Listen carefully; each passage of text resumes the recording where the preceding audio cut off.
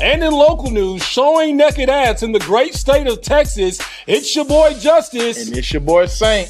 Despite all the tariffs and the inflation, hell, even famine in certain places, Commanding General Yahanna has done it again. The 8th annual South Texas Cookout is coming back to Houston, October 30th to November 2nd. Stay tuned for more details. Hey, and it's free.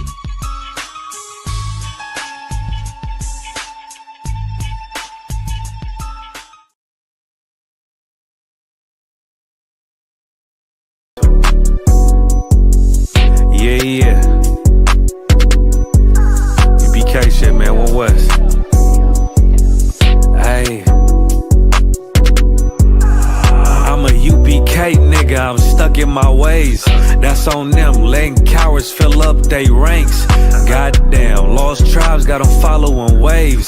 Loyalty a lifestyle, nigga. I'm just saying. Yeah.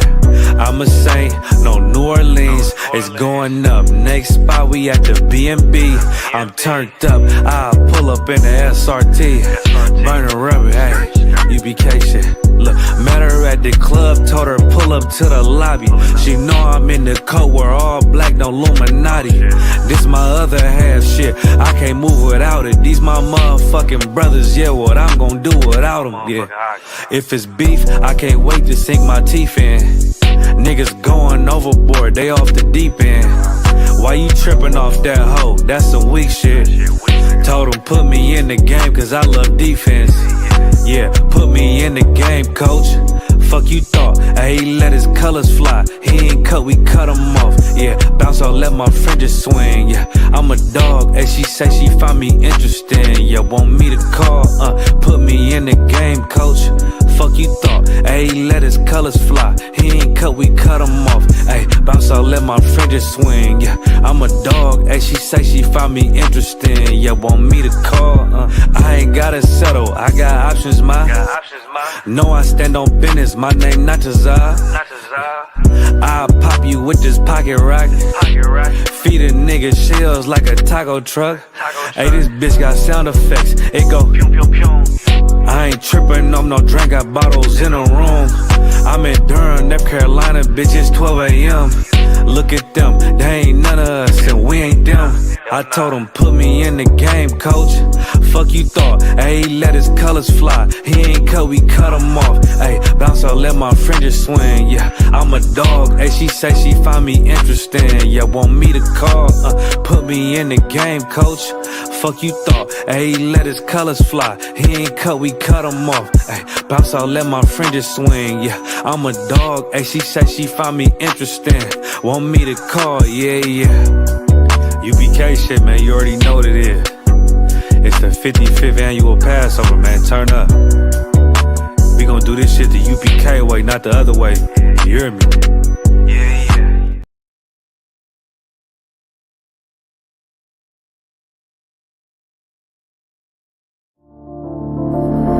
Back roll.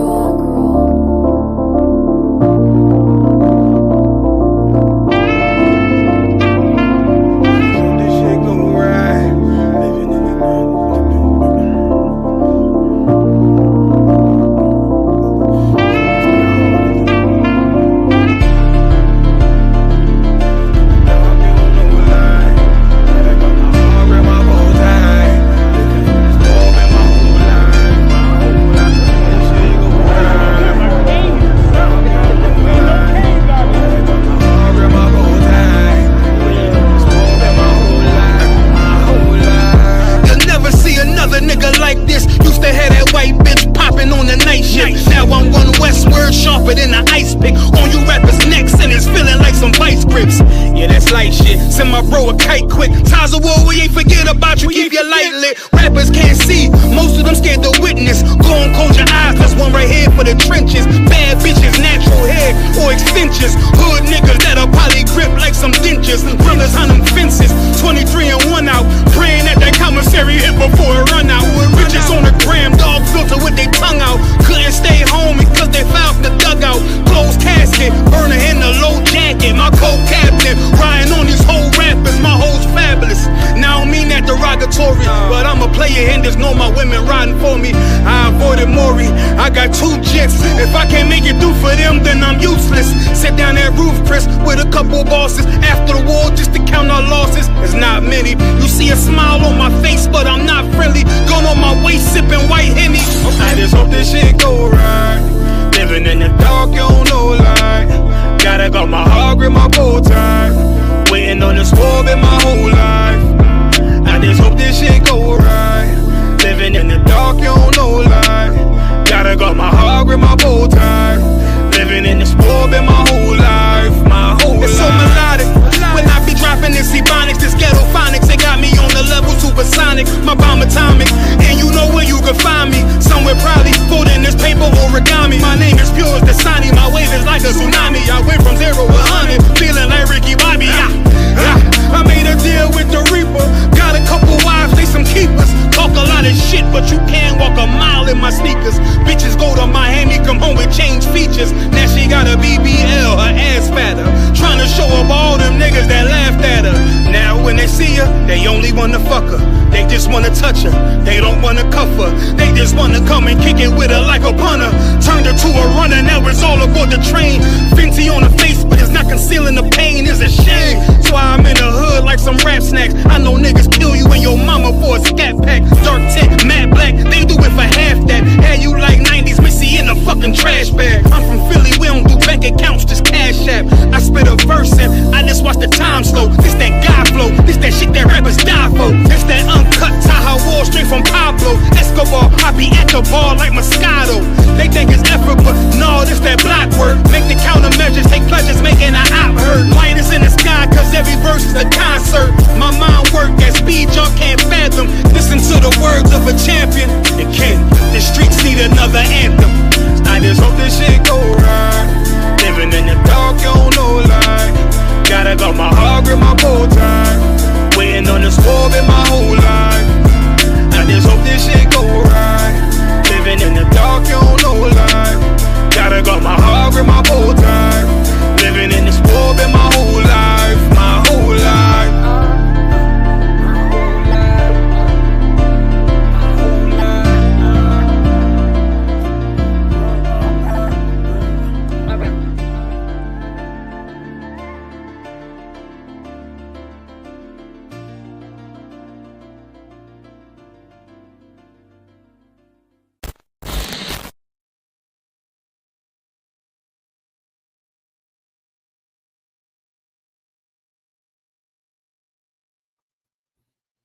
All right, let's clap it up. SHALAM, D.C. with the Israelite School of Universal Practical Knowledge, 1 West, 125th Street, Harlem, New York, under Commanding General Yahanna. Since 1969, we've been teaching the truth of the Bible, and the truth is that the so-called blacks, Hispanics, and Native Indians are the true Jews, and that the white man is the devil that the Bible speaks of. And with that, I pass over the camera. This is a game.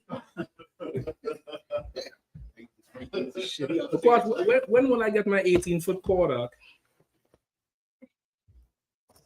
In 24 hours. Listen, utilize these brothers. If you need somebody to source it for you, let somebody source it. You know what I mean? All right. We good to go? All right, Most High in Christ. Let's rock. Yabshim Thumb, Yabshim Mata Basham Yashai, all the brothers and the sisters. I think we good to go. DC scripture breakdown. We rock the thing out. All right. So you'll see the immigrants is not the problem. It seems to be these, Americans is the problem, right? What's his name? Joshua Jan? Or something like that. You all know what I'm talking about? You all didn't hear somebody shut up a ICE detention center in Texas today? God damn, man. Nigga went in there with the AR or the AK. One of them, I think it was an AK. He had some wrong saying anti-ICE. You know what I mean? Yeah. I look at his face. I try to see if I see any essay in there. But you know they're gonna try to pin it on him somewhere, pin it on us somewhere. You know what I mean? So it's one of those days. Next week is Cali. Next week is California, right? Next weekend is California. All right. You'll get your arrangements in. You'll do your thing, get your arrangements in for California next weekend. Commander General Yahanna gonna be out there. I believe he's doing the lecture out there too, right? The video game pornography lecture. I think that's California, correct? Y'all don't know what the hell I'm talking about. God damn. It's posted right there. Go on, because get it. Get it. Don't try. I think it's I think that's it. I think all that is part of the You got go ahead. So the Cali itinerary. You mind using the mic? Oh, it's not hooked up? All right, go ahead, do your thing. Come across. Thursday scripture breakdown with General Mahayim. Thursday scripture breakdown as usual. Go ahead. What time? They don't have a time? No sweat. Friday, Commander General Yahanna lecture followed by, and it didn't say what he was talking about. I think that's the lecture. I think that's the same lecture we're talking about. Go ahead. Followed by all black party at 10 p.m. Saturday, West Coast barbecue at noon. Later that night, mixed champagne mixed champagne lounge. Okay. And then Sunday, the high holy day. Yeah, that's a question I got. What high holy day is that?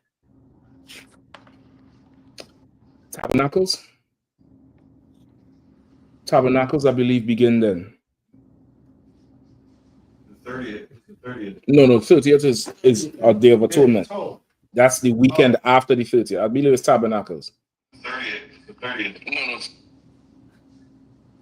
Okay. It's a day of atonement. You might need to mute that, all right? Because say again. It's the October 5th. Feast of Tabernacles. Tabernacles. Yeah, that's how it usually run. Is what's the first thing? First fruits, atonement. It's first fruits. No, first fruits I think is like in the middle of the end of the summer or something like that, right? Then it's like a month or two later, 50 days later, I think, is the memorial blowing of trumpets. Then it run down trumpets, atonement, tabernacles, and then after that is Hanukkah. Then Purim, then Passover. Come on, man, y'all. Listen, man, y'all had to have it together, man. Come on, man. Y'all Israelites or y'all Israelites? Which one? Y'all gotta get it together, man. You had to know how to run that thing down. All right.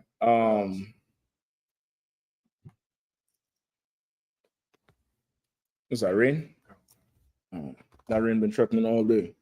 Okay, so we are California this weekend. Y'all check it out. Then we have Houston at the end of the month. All right. Okay, so good. Anybody who get any questions now? If any questions at all, we could get them going. Shapat, put that that light is on to just listen for the door, because if that rain falling, you might need to just open up and let everybody in. All right, you could just search them in here, with discretion, of course. All right. Okay. All right. So what we have? Any questions at all? Tonight we're gonna go into how the Lord's justice system is way better. It supersedes America's justice system and any other European country's justice system. All right. You all know, pay your tithes. 10% of every increase in earning must come into the priest of the Lord, ISUPK.com. Go there and pay your tithes, all right? I believe that's it. Any questions at all? A comment and then there's a question. All right, no sweat. Also, too, we good to go with the audio. You mind hooking it up in that microphone? Is it difficult to do it? Yeah, I was about to plug it. All right, yeah, you could lead it roll and put it up in that holder, all right? It's just better overall. Con. All right. Because yeah, there's a person that says John He says this is a satanic hate cult of illiterate niggas, yo, imposters. Yeah, you're a white man. you are a definite devil. You know what I mean? That's all. Listen, we are satanic hate cult, but we did not kill Charlie Kirk. Right. You get the point? We did not seek to unalive Charlie Kirk. We did not seek to, shoot up ICE. We did not seek to do that. What else happened? We didn't shoot up the church in Minneapolis. What else you have? We didn't kill the congresswoman and her husband. We didn't kill the congresswoman and her husband, and we didn't go beat up Nancy Pelosi husband in her head. I guarantee if she married to him, she wanted to beat him in his head with a hammer, and she never did. So how hateful could you be to go ahead and do that? But yet still somehow we are a cult and we satanic. Your empire is falling, John. That's all. And you don't like the fact that your empire is falling. And I understand it. It's all good. All right. And then we have two questions. Yeah, go ahead. Warrior of Yahushua says, if I may, sir, question, what's the best way to cast out a demon? Okay. All right. What's the other question? And the other question is from, I believe her name is Kapaya. It says, Shalom, sir. Can you please give a breakdown of baptism if you have time? Okay, yeah, we could definitely get that one. First off, all right. First off, who asked about the demon? Demon is Warrior of Yahushua. Warrior of Yahushua. Could you put your location? Could you put where you from? He's here. He's been here for a few weeks, but he said he's from Maryland, in between DC and Baltimore. Okay. Oh, that's the brother. Okay, and Warrior of Yahushua, no sweat. Okay, so Warrior of Yahushua, you got to come to class. That's first and foremost. That's the best way. You got to come and sit in here, brother. You got to come and sit in here. All right. Of course, I'm saying it jokingly, but on a serious note, that's definitely a way to do it. All right. The Bible say your brother will lift your countenance up, right? Iron sharpen iron, so does a man lift the countenance of his brother. You get the point? So definitely, I would say for sure, come to class, get in class. So let's start there. All right. Now, Warrior of Yahushua, give me. I'll try to do the two of them at the same time with the baptism and that one. All right. Warrior of Yahushua or anybody else. What does a demon do? What is the job of a demon? What is because he asks how can you cast demons out, right? So what does a demon do? I might need a pen, or is it? No, I think I have one. What does a demon do?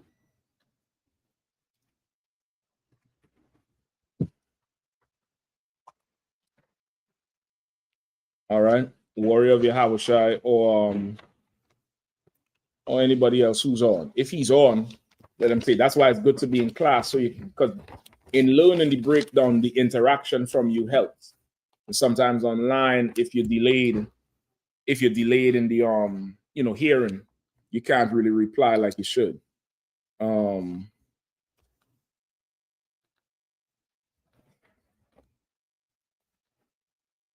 You replied yet?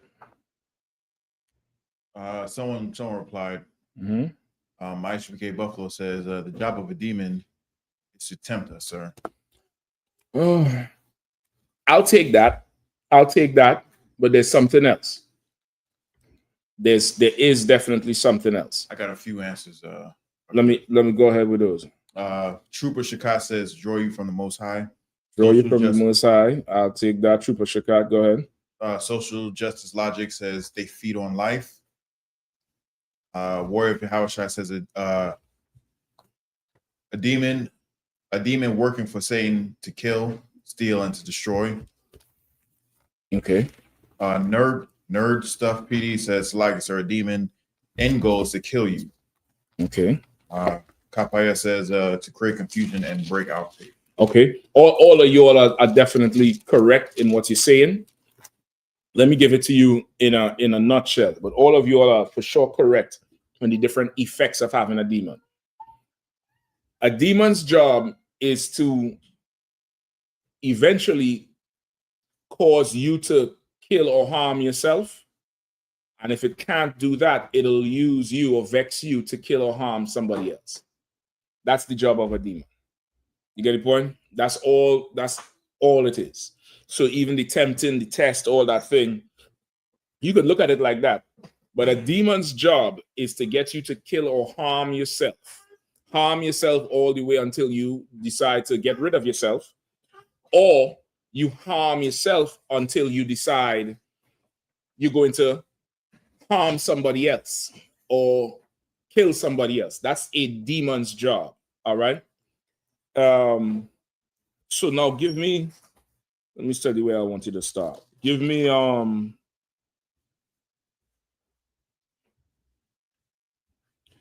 Mark 5. Do I want to Mark or Luke?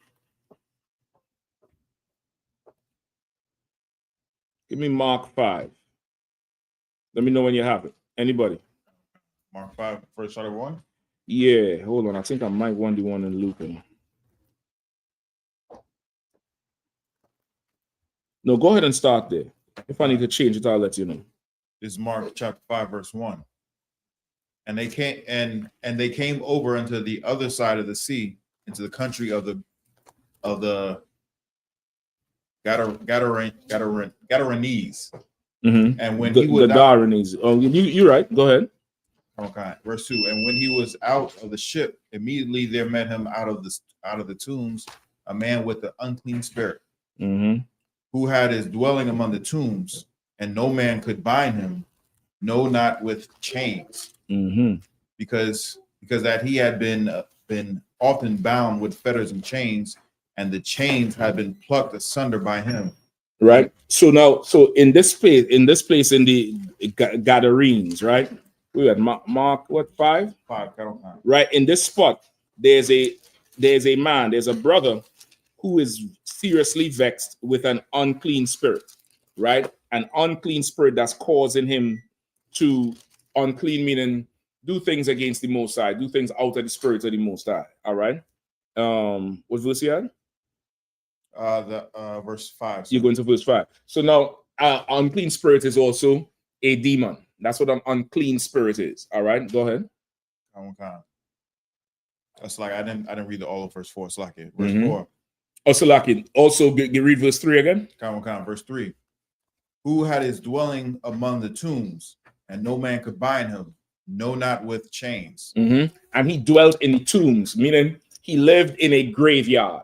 He lived where dead people are, right? He lived in a graveyard, and no man could bind him, not even with chains, meaning you can't control this guy, right? The police come to arrest him, he breaking the chains. You can't lock him up, you can't hold him down, you can't direct him, you can't instruct him. He's doing way too much, right? And this is because he's vexed with a demon. He has a demon on him. All right, go ahead. And it's causing him to live, in other words, be homeless, right? In other words, he's like a homeless man because of these demons. He can't live with regular society. He can't live with, in a normal social space. He can't dwell with regular people. He had to go out there where it's unclean, right? You all know, of course, according to our laws, a graveyard makes you unclean. You go into a cemetery, you're unclean for a week. You are around a dead body, you're unclean for a week. If you go into the house, the body dies, you're unclean for a week, right? If you go to a funeral, you go into the church where the body is there, you're unclean for a week. This brother here, he's vexed with a demon, and he is living in the graveyard. He's living there. All right, go ahead. Verse 4. Gosh, I think them books came, right? Yeah. You got that? You put them up? It's right here. All right, no sweat. You have them? Yeah, it's right here. All right, Shapa, if you need to hand out some, just give the new ones. You could open those there. I think those are the new ones. You could put that one back, all right? Next time, just open them up and get them in there, all right? Go ahead. Verse 4. Because that he had been often bound with fetters and chains, and the chains had been plucked asunder by him. and the fetters broken in pieces, neither could any man tame him. Right? He was often put in chains. He was often arrested. And he would always just break the chain. He would just break them, always bust them up, break them. It would happen over and over and over. And if you've ever seen it, you would know exactly what I'm talking about, where this person cannot be tamed. And this is because they are vexed with a demon. Sometimes the demon is drugs. Sometimes some drugs give you, ridiculous power, or you don't have it turns off your pain receptors. Your pain receptors are meant to stop you from a certain action. You get the point? That's really what it does. It's this pain is happening. It's really like a self-defense to tell you, hey, chill, don't go no further. But he don't have no pain receptors, so no matter how they slam him on the ground, tase him, whatever, he's not stopping. And he's been arrested many times. Go ahead. Okay. Verse 5. And always night and day he was in the mountains and in the tombs crying and cutting himself with stones. And always night and day. What is that telling you? If night and day, it says he was always in the tomb crying and cutting himself with stones.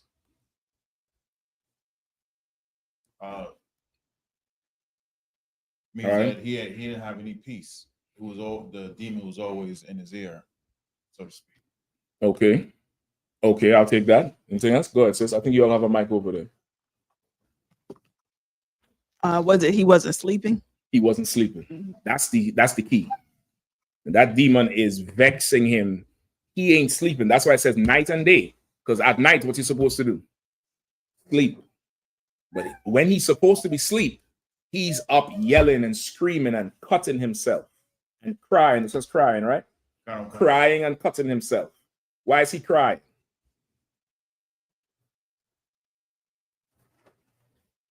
Why is he crying? Go ahead, sis. The demon was on him? Yeah, well, yeah, Constantly. but okay, like still bring it home. That's true. The demon is on him, but why is he crying? Because he was in pain. He's in pain. Where's the pain coming from? Inside. Inside. That's what you need. The cutting himself is not making him cry. The pain he really feeling is internal, and it's causing him to do that. It's causing him to do that. Sometimes children, like young babies, months old. If anybody's has been around young children, what is a sign of distress with young kids? Babies. They cry, of course. That's the only way they could talk, but there's another sign. Anybody else? Sissy, you're gonna try?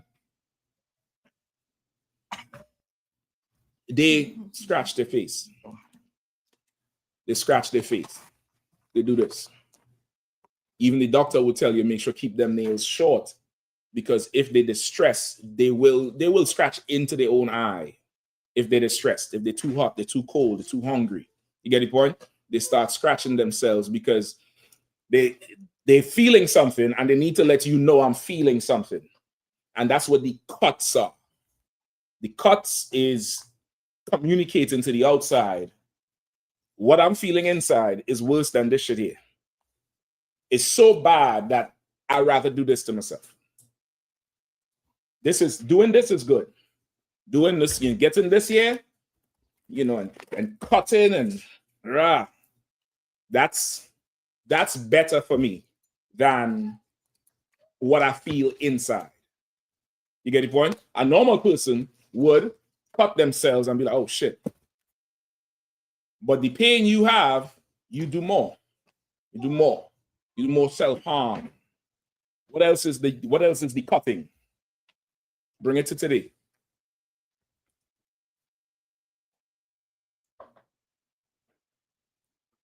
Think real simple.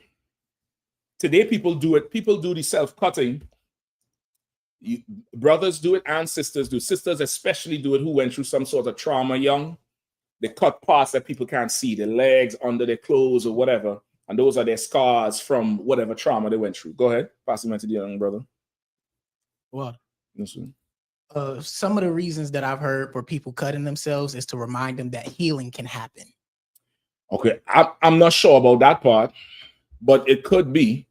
But I'm not asking the reasons. I'm asking what else presents as cutting yourself today.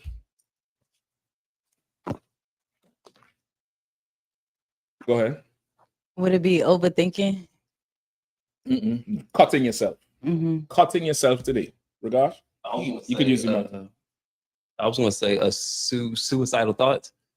Well, that comes from being vexed with the demon. The demon really trying to make a case that you should die. Right. That's why you start self-isolating so that nobody could miss you. Nobody could say, hey man, I love you. Hey sis, I love you. Give you a hug. So you out in the middle of nowhere with nobody, and the demon is telling you, see, nobody don't love you.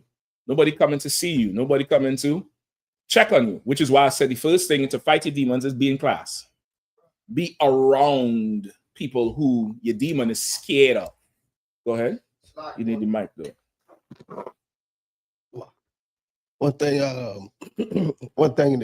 was broke down about the dude that Christ ran into, the madman. And you know, saying don't jump ahead, please. I'm fighting my demon here. I just had to ask you nicely. Throw water, brother. I do appreciate your consideration. Throw water, brother. All right. Today, tattoos, because you bleed. You're cutting yourself. People get it, and then what do they do after? Does getting tattoos hurt? Hell fucking yes. It hurts. It hurts. Why you do it? Because there's another pain you have that this shit don't even matter. Then you go get what? More and more and more. You got to delete this one and cover up this one and switch this up. And before long, you don't even need no numbing cream, really. You just, take a shot and you lay there for 8 hours and your whole leg is pain, your back, whatever, your head, your neck, your top of your head, your eyeball. It's pain you're experiencing that there has to be some sort of outward show for it. And it's self-harm. It's harming yourself. It's harming yourself. This here we're reading about is an extreme case where this dude is cutting himself. So when you see him, you will see blood, or traces of blood, and scars and wounds. And what reaction will you have when you see him with all these scars and wounds? It'll take you aback. Same way like if you see somebody with the face tattoos, it takes you aback. The demon is meant to isolate you up. He wants to separate you so he can finish you off. Because he can't finish you off when there's people around, because people will stop him. You get the point? So he has to convince you better off without everybody else. And that's the first sign that you're listening to Satan, when you don't need nobody. Anytime you catch yourself saying that, brother, you in a full conference with Satan, because you need somebody for everything. Every single thing in your life you need somebody for. You're lying to yourself. You ever hear people say, yeah, I'm self-made. I did this on my own. Bullshit, nigga. You didn't do nothing by yourself. You needed somebody to help you up. I did this by myself. I got it out the mud. You're lying. You're lying. There's nobody could do anything by themselves. Nobody. You need somebody for something. You do. This demon wants you separate so he could finish you off. All right? So he's there day and night, not sleeping. So he's stressed out. A symptom of no sleep is what? You start to get delusional. You can't process things normally. That's why some of them torture techniques, them CIA and them operatives use is what? Sleep deprivation. They put you in a room and blast rock and roll. They said they was doing that to them Arabs when they went over there in the Gulf War and then after 9/11, where they would erect these huge piles of speakers, 1-story high pile of speakers, and just blast rock music. It's a form of torture because they can't sleep and you're hearing this thing and it's not their culture. You could break somebody down. So this demon is not having you sleeping, so it can break you down. You're in there crying. Why are you crying? Because you're fighting this demon, and this demon is winning. It's whooping your ass. And it's like, damn, I need some help. How I can't continue this damn fight. But guess what? There's nobody around. There's nobody else around. So you're crying and screaming, cutting yourself. You're not sleeping, yelling. Go ahead. Where we at? 5. Go ahead. Verse 5. And always night and day, he was in the mountains and in the tombs crying and cutting himself with stones. And so like also too today, you would more see that with somebody who is homeless, who has a drug problem, where they might just make random noises, right? It's a lot less now, but I know for sure in the Caribbean when I was growing up, that was normal. It was normal to see somebody done lost their mind. They live on the streets. They wearing trash bags. And they would just randomly just go in the middle of the street and start to yell. And it would just, everybody would just hear it and just go the other way. Just to make you separate and flee, and they sleeping wherever, you know, out there. You get the point? Go ahead. Verse 6. But when he saw Jesus afar off, he came and worshipped him and cried with a loud voice and said, What have I to do with thee, Jesus, thou Son of the Most High God? I admire thee by God that thou torment me not. Not I admire thee. I adjure thee by God that thou torment me not. All right. What is that saying? Go ahead, young brother. Like, I just want to know what book are we in? Go ahead. Shapad, let me get the scriptures up there, all right? We started at 1, and what verse we at now? We're at verse 7. Verse 7, sir. All right. Are you all able to see the board from over there? That's clear? Okay. All right, so it's 1 all the way down, but we're at 7 now. All right. Read it one more time now. 6 and 7. Verse 6. But when he saw Jesus afar off, he came and worshipped him and cried with a loud voice and said, What have I to do with thee, Jesus, thou Son of the Most High God? I adjure thee by God that thou torment me not. All right. Listen. And this is a do your thing. And this is a precept for anybody who says Jesus is God. Even the demon knows God and Jesus, 2 separate people. Even a demon knows that thing. The Christian says they all the same. Right? Go ahead. Verse. No. What does 6 and 7 mean? When he saw Christ, he ran to him and worshipped him. Right? He asked, What have I to do with thee, O Son of the Most High God? I adjure thee by God that thou torment me not. Right? He's asking for mercy. Meanwhile, he is tormenting the brother. What does this mean right here? Go ahead. It means like when I say it means, what would I see if I'm looking at it? He's running up to him and like begging him, like, hey, I know what you can do, but stall me out. All right. Please. Anybody else? Pretty much the same. You'll agree? Right? You would see a man leave wherever he is and go and fall to his knees in front of Christ. That's what it means. He worshiping. He fell to his knees and put his head down. And adjure, what does adjure mean? I thought you all knew. You all didn't raise your hand. I thought you all knew what was going on. You all don't know? Come on. I'm gonna start to pick on you all like in school now. Come on, let me see who. Go ahead, sis. What does adjure mean? Go ahead. Y'all got a phone. Y'all look them words up if you don't know what it means.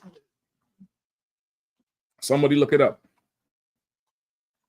Not you, Bukwash. One of y'all look it up. What does adjure mean?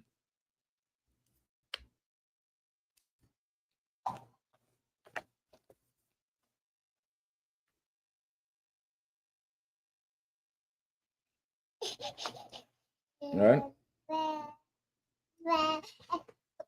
Go ahead.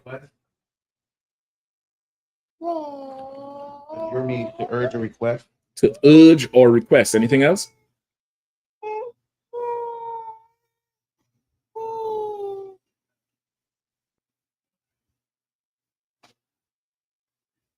Somebody, come on. Anything else? Go ahead. Quickly, up. A man solely under or if under oath or penalty or curse. That's perjure, right? Or adjure? That's a juror. Adjure? Okay, let me get the other brother. Go ahead. I'm gonna come to you, sister. Go ahead.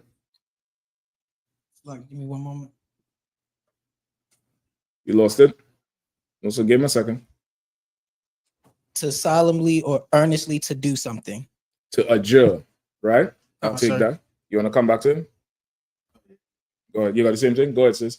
You have the mic? It says the origin will be to take an oath or to swear. To adjure, to take an oath or to swear. Okay, the context you want here is the earnestly asking or begging. Like he's adjuring, he's pleading. Like this is a desperate thing here. This is, desperation. This is not somebody just making a request. This is like begging and pleading. He's pleading with him to not do what he's about to do, because why? He saw Christ and he know what Christ does, which is why I say, I jokingly said it, but in reality, the best way to fight it is to be in class. You be in class, you be at camp if you're able to go to camp, you be at the holy days if you're a sister, you put your brick in, you start making yourself part of the body. So it's harder to hear Satan when you're hearing your brothers and your sisters. You get the point? It's harder to even, his voice ain't that loud to you anymore. But if you distant and you separate, then you'll hear anything. You'll hear whatever. All them school shooters and that fool who went and shoot up the ICE detention center. You think he, had a ton of friends and, played football on the weekend and went on dates in the middle of the week? That nigga was probably in a room somewhere, and the last time his parents see him was, last 4th of July. You get the point? They all tend to be isolated and separate, so they can, what Esau call it? Not marinate. What's the word? Ruminate. That's what they call it. Rumination. Like, how a cow always chews the cud? And they call them rumen because they have stomachs that they'll swallow the grass, it'll stay in there and digest, then they bring it up and chew it again, and then they swallow it again. And the Esau calls it your brain rumination, or you're mentally ruminating, meaning you just sitting here with this idea and it's just there. And it's just you're twisting it and you're turning it in your head, and you're just doing nothing but listening to this demon, listening to it, and it's just you just ruminating there with this thing. You get the point? He see Christ and he knows, okay, if I'm around him, I can't be in this body. He knows it, so he has this man go over there and beg Yahushua to do it, to not do it, to leave him in the body. Go ahead. Verse 8. For he said unto him, come out of the... Yeah, read a little louder, right? Kind. Verse 8. For he said unto him, come out of the man, thou unclean spirit. Right? And then Christ gave the order, come out of the man, you unclean spirit. Christ called that demon out of him, right? Go ahead. And he asked him, what is thy name? And he answered, saying, my name is Legion, for we are many. And Christ asked him his name. Go ahead, sis. So, yes, sir. Are we in Matthew 5? Mark. Okay.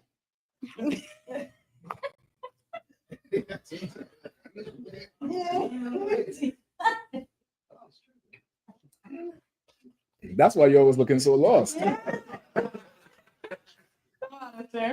Listen, I'm just doing my part. That's it. All right. That's all. So all right. So do we have to start with?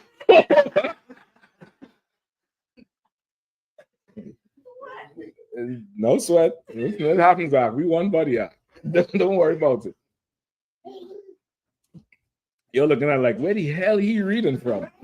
I don't know. Maybe I said Matthew. It could be my fault. Maybe it is. Don't even worry about it. So go ahead. Because they heard the same thing. They on up. I was a Matthew.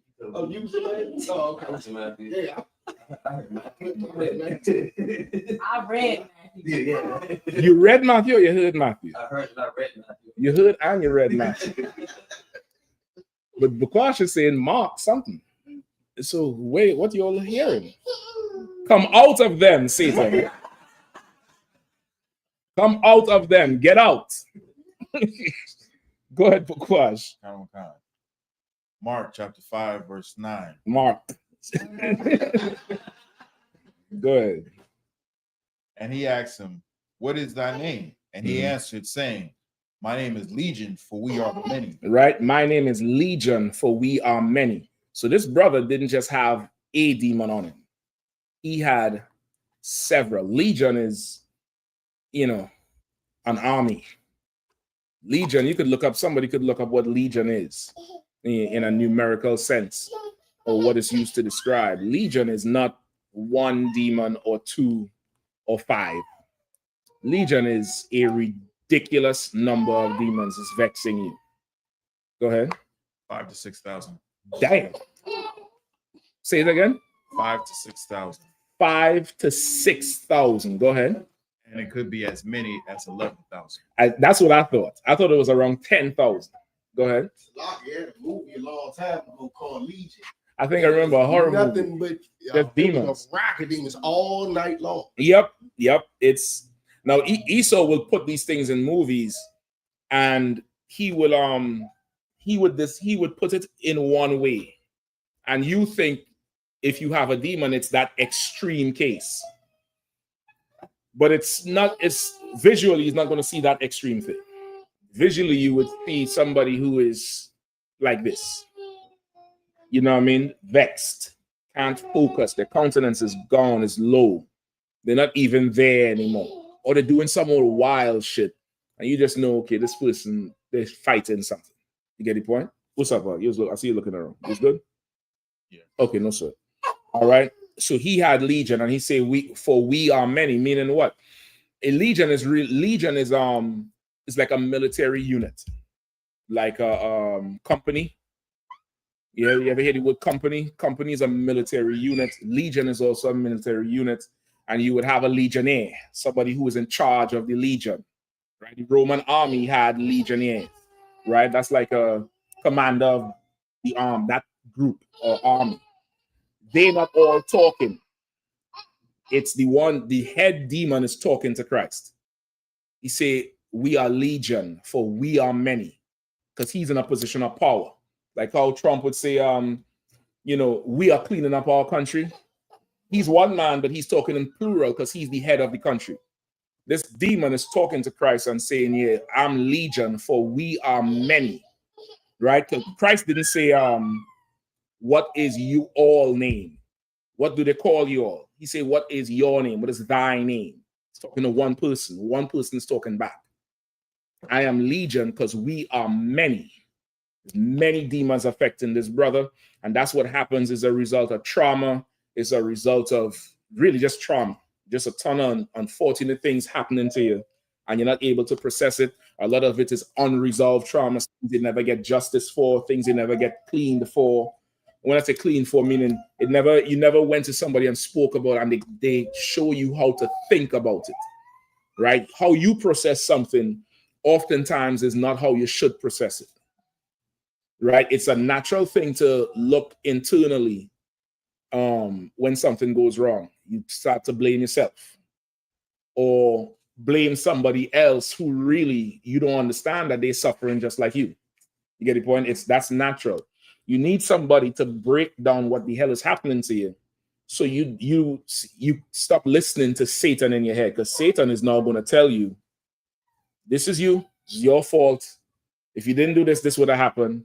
If it wasn't this would have happened. And you now start getting less self-value, and it leads to the self-harm and the bad practices and all that. Right? So you say, for we are many. This brother is vexed with a ton of demons. And sometimes even with ourselves, you could have a demon on you. And you know how Esau to show you in them cartoons where somebody don't know what to do. You have the angel on the left shoulder and the one in red on the right shoulder, and they're talking. Sometimes in your head, when you is like, nah, I ain't gonna do that. I'm gonna do this. But shit, if I do that, blah, blah, blah. And you think, what you doing? What do you think you do? You think you reasoning, go ahead. Talking to yourself. You think you're talking to yourself, right? You're talking to a demon. You're talking to a demon. You ever talk to yourself so loud that you look around to see if anybody heard you? You just stop and what? Nothing. You just want to make sure that that voice in your head ain't come out, right? You talking to Satan. I said to myself, I said, self, who are you talking to? It'll be better you pick up the phone and call and talk to someone so someone could talk back to you. But when you start to sit there and figure out this thing in your head, you're not talking to anybody but Satan. I'm going to give you another one. When Commander Yahanna taught us this, I mean, it blew my mind. I couldn't even believe the shit. It's like how you might go back and forth with yourself about a problem. Sometimes you're not even part of the conversation. Sometimes it's 2 and 3 demons in your head working the problem out for you. And you in a corner sitting. Go get some water, nigga. Yeah, so what we're going to do is we're going to go kill him, tie him up, and you're not even there. Because now when you go execute whatever the decision is, and everything is done, and you're all jammed up, what do you say to yourself?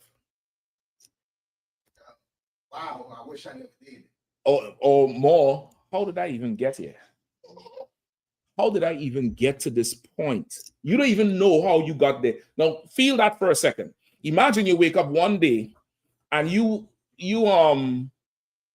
wake up in the morning, or it's 7 o'clock at night, and you all of a sudden you just become conscious, and you somewhere in Seattle in a Starbucks drinking coffee, and you're like, how the fuck I reach here? And if they could play back the day, they would show you going and getting a rental car and driving to here and then parking it and flying over there and getting an Uber to the Starbucks. There would be people say, yeah, I saw him or her doing this. You don't have a clue about none of that shit. All you know is you here with the Starbucks thing in your hand. That's what happens when the shit hit the fan. When you're in a situation where it's like, man, I don't even know how I get here. Like, how did this go this bad? Because all along, it's not you. Satan in your head. You get the point? Then, of course, I'm giving you an extreme case, but you're all familiar with what I'm talking about, or knowing somebody who's be like, man, I don't even know why I did that shit. And they ask somebody something and be like, well, why did you do that? That's General Mayak. General Mayak specialist, brother. Bro, some shit happened, brother. And General Mayak call you. Write the shit down, because he's a master interrogator. General Mayak, well, Mashak, I heard you say this and then that. Why did you do that? And boy, if you ever want to feel stupid in your life, once you can't explain it, you know what happened. Why did you do that? Just tell me why you do that part. Why did you say this thing? Now, you're struggling with something else. You're not thinking all the way through. Go ahead. Like I said, but you got memes about you doing the same thing. No, you ain't gonna get me on that. Yeah, shit. If I'm doing it, I ain't doing it good enough. Hell, you know what I mean? But it's definitely that. It's you're battling something internally. All right, keep going. Verse 10. Verse 10. And he besought him much that he would not send them away out of the country. Mm-hmm. Now there was there nigh unto the mountains a great herd of swine. Right. Feeding. And this demon was begging Christ to not just kick him out of the body and send him out into the street. Like a demon needs a host. It needs something to take hold of, to possess, which is why the Christians and the Catholics see it as a possession. Like he's possessed. You get the point? That's where they get it from, not fully understanding what it is. Like they'll make movies about some spirit wandering the earth, and a demon can't do nothing without a body. Like there's a spirit ain't opening your door and ringing a bell 3 o'clock in the morning, nigga. You're just high. You get the point? That's all. You just hide. That shit was good. Whoever you get it from, they getting good money for that shit you got. Because if you in your bed and you hearing somebody unlocking the door and there's nobody there, you're high. That's all it is. A demon can't do nothing. It has to be in you. It has to be in you to do something else. You get the point? So he's saying don't send them out into the country, meaning don't send them out without a host. Don't send them out there just to go about without having a body to play in and have fun in. Right? Go ahead. Verse 11. Mm-hmm. And all the devils besought him, saying, send us into the swine, that we may enter into them. And forthwith Jesus gave them read verse 12. That's verse 12, right? All right, go ahead. Verse 12. And all the devils besought him, and saying, all the devils, all the demons besought him. Why does the scripture refer to these demons as devils? Very simple. UPK 101. Rogash, come on, I see you. I didn't raise my hand. You raise your head up. I saw it in the spirit. I saw it in the I saw it in the spirit. Don't backtrack now. It's on you, kid. Go ahead, sis. You want to take a shot? Go ahead. Because they're deceivers, liars. They're liars. Give her a hand. That's true. That's UPK 101. They're called devils because devils mean deceiver. And that demon is lying to you, but he's good at his job. So you're gonna believe the lie. You're gonna take what he's saying wholesale because it makes sense. It makes sense. You come in, you see Mashak and say nothing to you. He must not like you. See, he always some. You know what? That's right. This motherfucker always like that. Some. You some. Hey, Shalom, huh? Hey, Shalom. Hey, how you doing? Somebody had to pull you out of that shit. But this demon is convincing you are. It's convincing you. He making a solid argument in your head, and you have no defense against it. This demon done lied to this brother. Told him to go sleep in the tombs, cut himself up. Nobody don't care about him. Nobody don't love him. He's such a failure. He's a fuck up. He's this, he's that. And this brother he would have just been there until he died. You get the point? He'd have been there until he died. Normally, regular people get hungry at a certain time, right? He out there screaming and yelling all night, cutting himself up, ain't getting tired, ain't getting hungry. Nothing. Get the point? Like this demon is done, took him over till he can't function. But it's making him do something to himself. It's making him do it. All right, go ahead. Verse 13. Give me 12 again. Verse 12. Mm-hmm. And all the devils besought him, saying, send us into the swine, that we may enter into them. Mm-hmm. And forthwith Jesus gave them leave. And the unclean spirits went out and entered into the swine. And the herd ran violently down a steep place into the sea, that they were about 2,000 and were choked in the sea. Mm. And they that fed the swine and told it in the city and in the country, and they went out to see what it was. So it's like it. And they went out to see what it was that was done. And they came to Jesus and see him that had possessed the devil. That was possessed with the devil, and had the legion sitting and clothed and in his right mind, and they were afraid. Right. So what happened? Who could break it down for me? Go ahead, young brother. After the demons were cast out and put into the swine, mm-hmm. the people who fed the swine, they ran down the mountains to see the man who was exercised, for lack of a better word, mm-hmm. right now. And they saw that he was in his right mind. They saw that he was no longer in pain. And how did they see him? It's like, how did they see him? Like when they looked at him sitting and clothed, mm-hmm. and in his right mind. So what does that tell you? When you see someone who, and when they say sitting, meaning he's there chilling. He's not doing every other thing. And clothed. That nakedness is also a demon. You get the point? And in America, that nakedness is a lifestyle. You get the point? It's a lifestyle. You damn near It's you tell somebody, hey, that's it's showing too much skin. What do you mean? They don't got that demon there. You get the point? Like there's things in as you read the Bible, there's things in here that you see, and you realize we've done accepted certain things in this culture that we're in. We done accepted it, and it's now part of our lifestyle. And when it's time to change it, there's a fight. And there's a fight because this is not your style. This is somebody else's. This is a demon style that you have. This is, you're listening to this thing and you're dressing a certain way, you're walking, talking, you're acting a certain way. And you're going to have to rid that if you want to survive. You're going to get rid of it. You get the point? So they saw him sitting there with clothes on, acting normal. And what happened to the people? They became afraid. Why? Because nobody else had the power to do that except one person. I'll take that answer.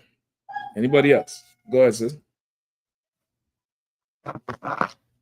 Because they haven't seen him like that before. They haven't seen him like that before. I'll take that. There's another answer. Shapat, you did not get an answer.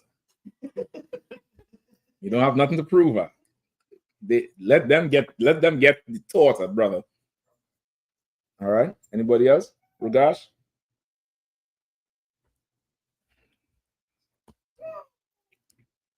I might give it to Shapat. Shapat, don't let me get to you and it's wrong now. There's something else.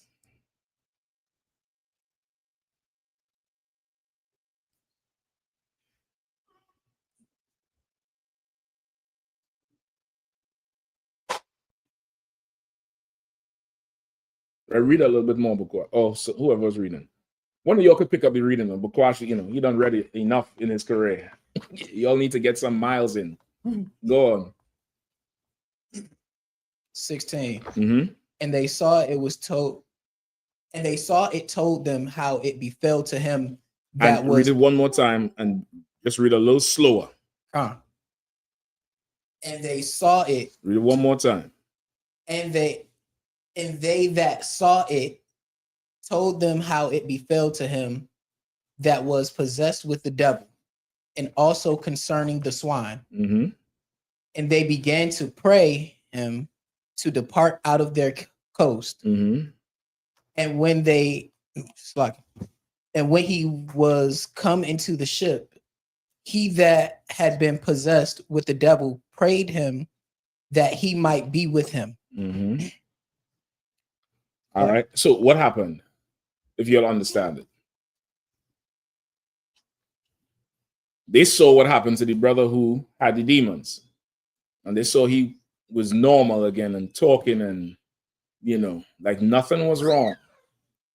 And they became afraid. They that saw it and they saw him sitting in his right mind and they were afraid. And they that saw it told them how it befell him that was possessed. Those who saw what happened told the other people who came and saw the brother there who was afraid what had happened and what happened to the pigs. And they began to pray him to depart out of their coasts.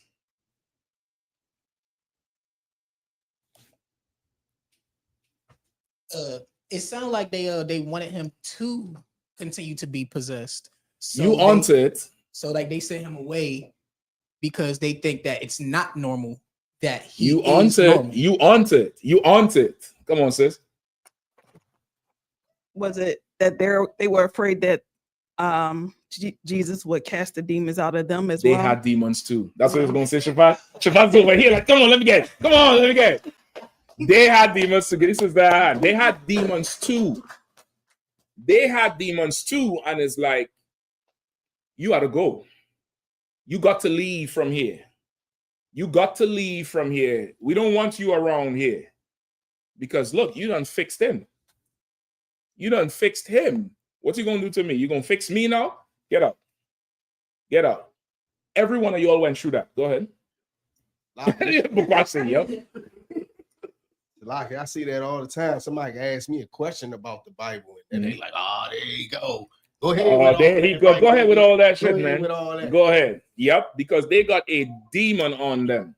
They got a demon that That demon don't want to let, okay, this is one thing you got to understand about a demon. I don't want to use up too much time on this too. A demon is madly in love with you, whichever demon it is. This demon is in love with you. You brothers think about a woman who you love to death. You love, love, love. You ain't want to let her go. This demon loves her or you more than that. You get the point? This demon is in a fully committed relationship. Fully committed. And you here trying to separate him and give him a divorce? Oh, we fighting, nigga. We moving furniture at this point. This demon does not want to separate from his lover. This demon is in love with you, nigga. He love you and him is a fun goddamn time. So much fun. So much. You'll ever see that skit with Zion and Aria when Aria is the alcohol demon? Oh, bro, you gotta go look at that skit. I'm find it and share it with you all. Aria is playing the alcohol demon out, and Zion is playing a brother who's struggling with alcohol. That's it. This demon wants you. This demon is like, nigga, shit, you gonna go in there with them niggas? You sisters, forget about it. Just what's all the shit you wearing? This on your head, and you a granny now. Look at what you wearing. You ain't wearing these tight dresses no more. You boring. You this. A demon wants you back. That demon wants you back and is going to fight tooth and nail to get you back. So now when you get clean up and you get cleaned up, people become scared. You joined every religion in your life. You was a Catholic, you was a Christian, you was a Pentecost, you was a Muslim, you was a Sunni Muslim, you was Rastafarian, you was atheist, you was a Scientologist, you was everything. You was selling drugs out your mother's house. Right? Nowadays, they're selling the box out your mother's house in the OnlyFans. Nobody kick you out. You're invited to the Thanksgiving, you're invited to the family reunion, right? As soon as you come into the truth, you're not my son. Where's my daughter? I don't know who you are, but you're not my child. Shit. Their demons now get scared when you come around. They're talking and laughing and having a fun time. You come in, hey, what's going on, y'all? Y'all all right? This nigga here. Nigga, I'm just letting you know I'm eating pork. I don't care what you say. They just get on the offensive. You ain't say shit. This pork is so good. I don't care what some old nigga in black talking about. They just get on the offensive right away because they're demon are. You come in there, it's like you the better person, and the demon is jealous now that they're gonna lose their lover to you. You get the point? It's that. They got scared because it's like, hold up. Yeah, you gotta go. You can't be here no more. You cannot be here no more. And it's costing them. That's a herd of pigs out. You know, a herd of, if the pigs is 2,000, somebody is breeding these pigs. So it's gonna cost them to get rid of this demon, right? The sister had the question the last time with the dispensary. Somebody who is into that. Imagine they come into the truth. You get the point? Like so much of our lifestyle is tied into things that are against the Lord. You come into the truth, you might have to just go get another slave. You're a police officer. You know, we'll encourage you to leave that job. You get the point? You in the military, you got to get out of that military. We got to work it out so you could leave. Well, it is you just, you work your time out and don't re-sign up or whatever it is. We get you, whatever you need. But imagine so much of the economy is tied into sin. And you coming in here with this truth. Nigga, I don't want to hear none of that shit. I need to pay these bills. You over here giving me a goddamn conscience. I don't want to think about none of that shit. I just want to do this and sell this and smoke this and drink this and have sex with whoever. And I don't need you telling me what to do. As a matter of fact, leave. Just go. Nigga, you're effing up my high. You ever hear that shit? Yeah, the demon don't need you around talking all this fucking conscious talk. Like, I need to get high in peace. I don't need the Jews is black. So fucking what? God damn it! Can't even light this shit. You throw the light to every goddamn thing. You mad now because this demon can't get to have fun with you anymore. That's what's going on here. You get the point? They're asking you to leave. On the flip side, you would be separating yourself. On the flip side of it, you would be separating yourself from the people who could help you. They're in numbers. They outnumber in there, so they'll ask you to leave. On the flip side, you will separate yourself from all the people who could help you. You get the point? That's an understanding of it, and that's why you should be in class. You should be around so many. Shippat, find for me iron sharpen iron. Also, somebody read Matthew 17 and 21. All right, give me Matthew 17 and 21. Matthew, right? Mathew.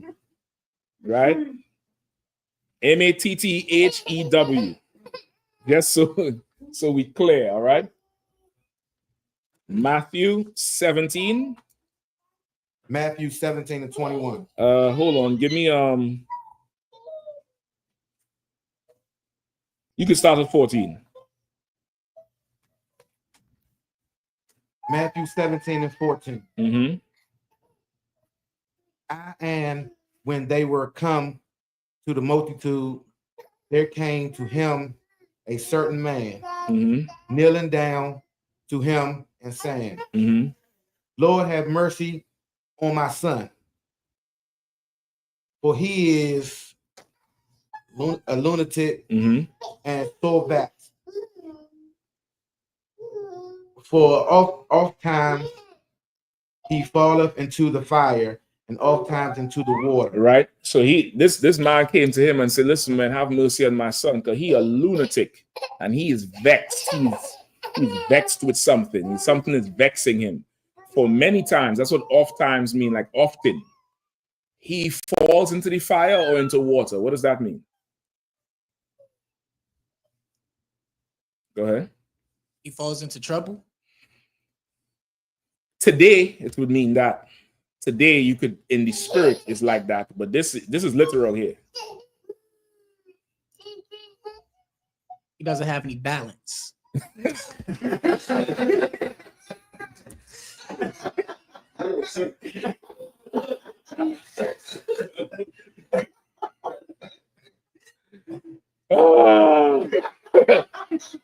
I think you should be a lawyer, brother. You have a way of putting things on.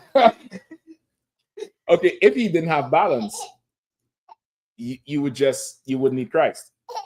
Because having balance is not something, not having balance. Kids don't have balance. Don't think of a son like a boy. Think of a son like a grown man and his grown son. Or a boy too. That's not what it is. This is, he throws himself into the fire sometimes. And if it's not that, he can't swim and he jumping into this lake. We have to keep an eye on him. Today, you would see somebody run out into the street. You get the point? Or, do some old crazy nonsense. You understand? That's what's happening. Don't think he falls into the fire like he's walking and oops, I fell. This is not that. This is somebody who is harming themselves. He's vexed with a demon. Go ahead. It's like it was a interview with one of the brother, and he was saying that his previous life, he would always have his friends back, right? So if his friend got into something, then he would just jump into it. And he was saying he was out in the club with another brother in school, and someone came up to that brother that he was with, and like dapped him up. So he thought he was cool. That brother got into a fight. He was just about to jump into action, but he was like, hold on now, right? That's not what we do, right? You know what I'm saying. That's not that type of party, right? He was about to jump into the fire because of he saw somebody was cool. It's that too. It's okay. I don't want to use that example too tough, because that's the type of loyalty we cultivate in here. Some shit happen, brother. I don't want to hear, I don't hear none of that shit. That's why you have to be very careful with the problems you have in the school, because our reaction is not normal. That's the best way to put it. Our reaction is not normal. You get a phone call that who did what, where? All right, no sweat. Shalom. And then Legion shows up. The good Legion shows up, and it's going to be something else. You get the point? So that's in a way, but this is where this is somebody who is harming themselves, and in a way getting into trouble could be seen as the fire or the water, something that's going to get you killed. Like, you can't look at this situation and be like, I should not do that. You get the point? I should not do that. Now, the Christian would say, that's why I don't come on the street corner with you, because that's fire. Ain't nobody shooting up here. Ain't nobody shooting up the corner. They be mad as shit. The Arab was over there putting all Allah's curses on us this weekend. He was Bismillah Rahim and kissing his hand and Allah this and Allah that. Listen, Allah ain't helping nobody in Palestine right now. He giving them plenty rocks to worship though. They ain't got to go to Mecca right now. They could just, circle the town, right? In here, we don't get the things people outside get. So this year is okay. He's harming himself. He's falling into the fire, throwing himself in the fire. It's like a child gonna put in their hand on the stove all the time. A child that playing with the matches just to see, just lighting it up, seeing it burn, and not moving. Like, yo, it gonna catch on to your clothes, and they just wowed by the fire, or wowed by the water, or wowed by drinking and driving, or wowed by going and getting higher and trying new drugs and not seeing the danger. This person is vexed with a demon. Keep going. 16. Mm-hmm. And I brought him to that disciple, and they could not cure him. Right. So this brother, he knew that Christ and his disciples would do what? Cast demons out. They would help people. They would, rid them of their problems. But the disciples could not do it. The disciples could not, help this brother out. Go ahead. 17. Then Jesus answered and said, O faithless and perverse generation, mm-hmm. how long shall I be with you? How long should I suffer you? Bring him hither to me. Mm-hmm. Go ahead. And Jesus rebuked the devil, mm-hmm. and he departed out of him, and the child was cured from that very hour. Mm-hmm. Then came the disciples to Jesus apart and said, why could not we cast him out? Right. So Christ went and he said, oh, faithless and perverse generation. And then he said, bring the boy here. And Christ cast the demon out of him. And the boy was healed. The boy was cured. The disciples came to Christ after and say, Salakia, sir. They came to him. That's when they say apart, meaning separate, not in front of everybody. And there's like, why couldn't we cast him out? Read 20. And Jesus said unto them, because of your unbelief. Mm-hmm. Read it again. Because of your unbelief. Because of what? Your unbelief. Because of what? Unbelief. Go ahead. For verily I say unto you, if ye have faith as the grain of a mustard seed, mm-hmm. ye shall say unto this mountain, remove hence to yonder place, and it shall remove, and nothing shall be impossible unto you. Mm-hmm. Go ahead. Howbeit, this kind goeth not out but by prayer and fasting. He said, howbeit, this type of demon goes not out but except for prayer and fasting. So now the brother asks, how can you cast demons out? It depends on what you have. It's just like going to a doctor and saying, how can you get cured from a sickness? It depends on what you have. Sometimes Tylenol. Trump said Tylenol give you autism. I don't know about that shit. I know it could stop this headache. You get the point? Sometimes it's Tylenol. Sometimes it means you have to cut your leg off. It depends. right? This kind goeth not out but by prayer and fasting. So now let's backtrack a little bit. Read verse 17 one more time. Then Jesus answered and said, O faithless and perverse generation, how long shall I be with you? How long shall I suffer you? Bring him hither to me. What does he say in there? Ragash. Read it one more time. Then Jesus answered and said, O faithless and perverse generation, how long shall I be with you? How long shall I suffer you? Bring him hither to me. What does he say in there? No sweat. No sweat. Let me read verse 20 in the meantime. And Jesus said unto them, because of your unbelief, for verily I say unto you, if ye have faith as a grain of a mustard seed, ye shall say unto this mountain, remove hence to yonder place, and it shall remove, and nothing shall be impossible unto you. All right. Regash, you get it yet?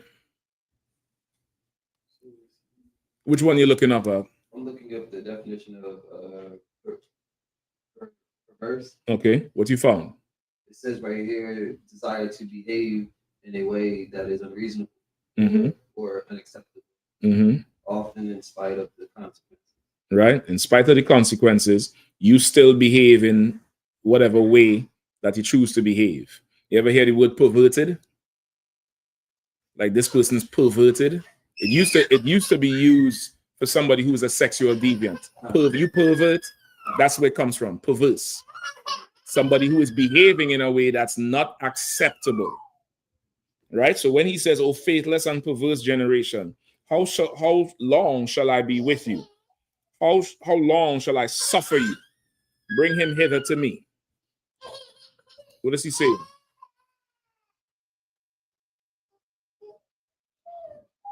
Is that saying that You have the mic? Okay. So go ahead. Is it saying that for that generation that they, I guess the wrong that they were doing, he was asking them like how long shall he be with them before he gives them a chance to get it right before he So who's he talking to? Talking to, go back up to context.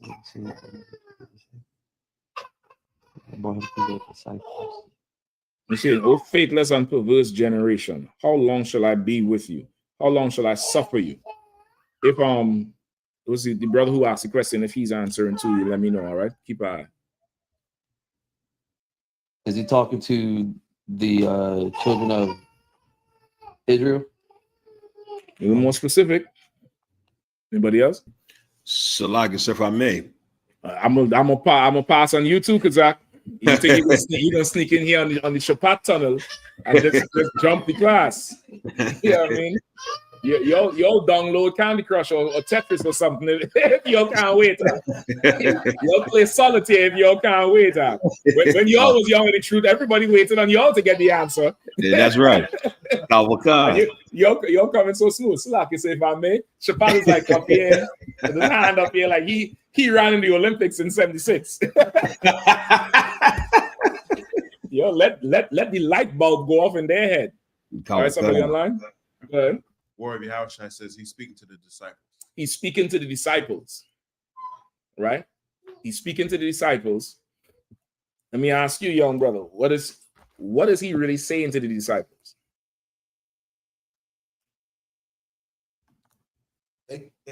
I would take it that they couldn't cast him out because they didn't have the faith. Well, that's the other part in 20, but in 17, what is he really saying to them?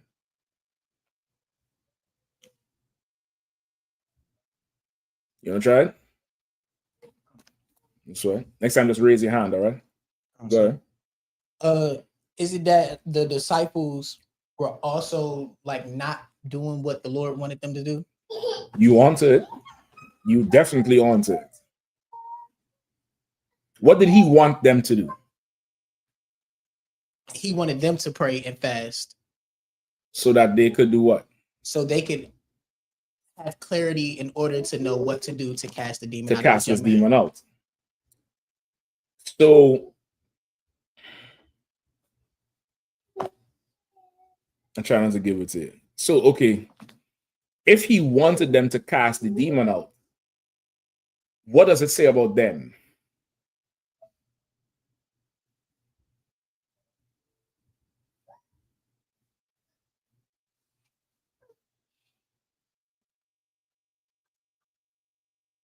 No sweat. They didn't have enough faith. That they didn't have enough faith, which means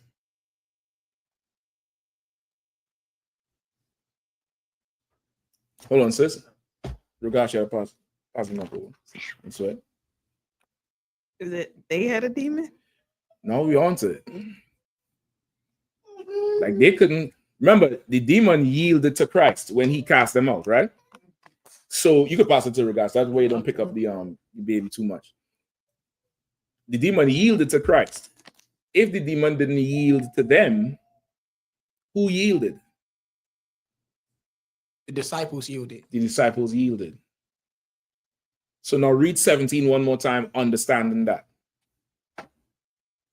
Then Jesus answered and said, O faithless and perverse generation, how long shall I be with you?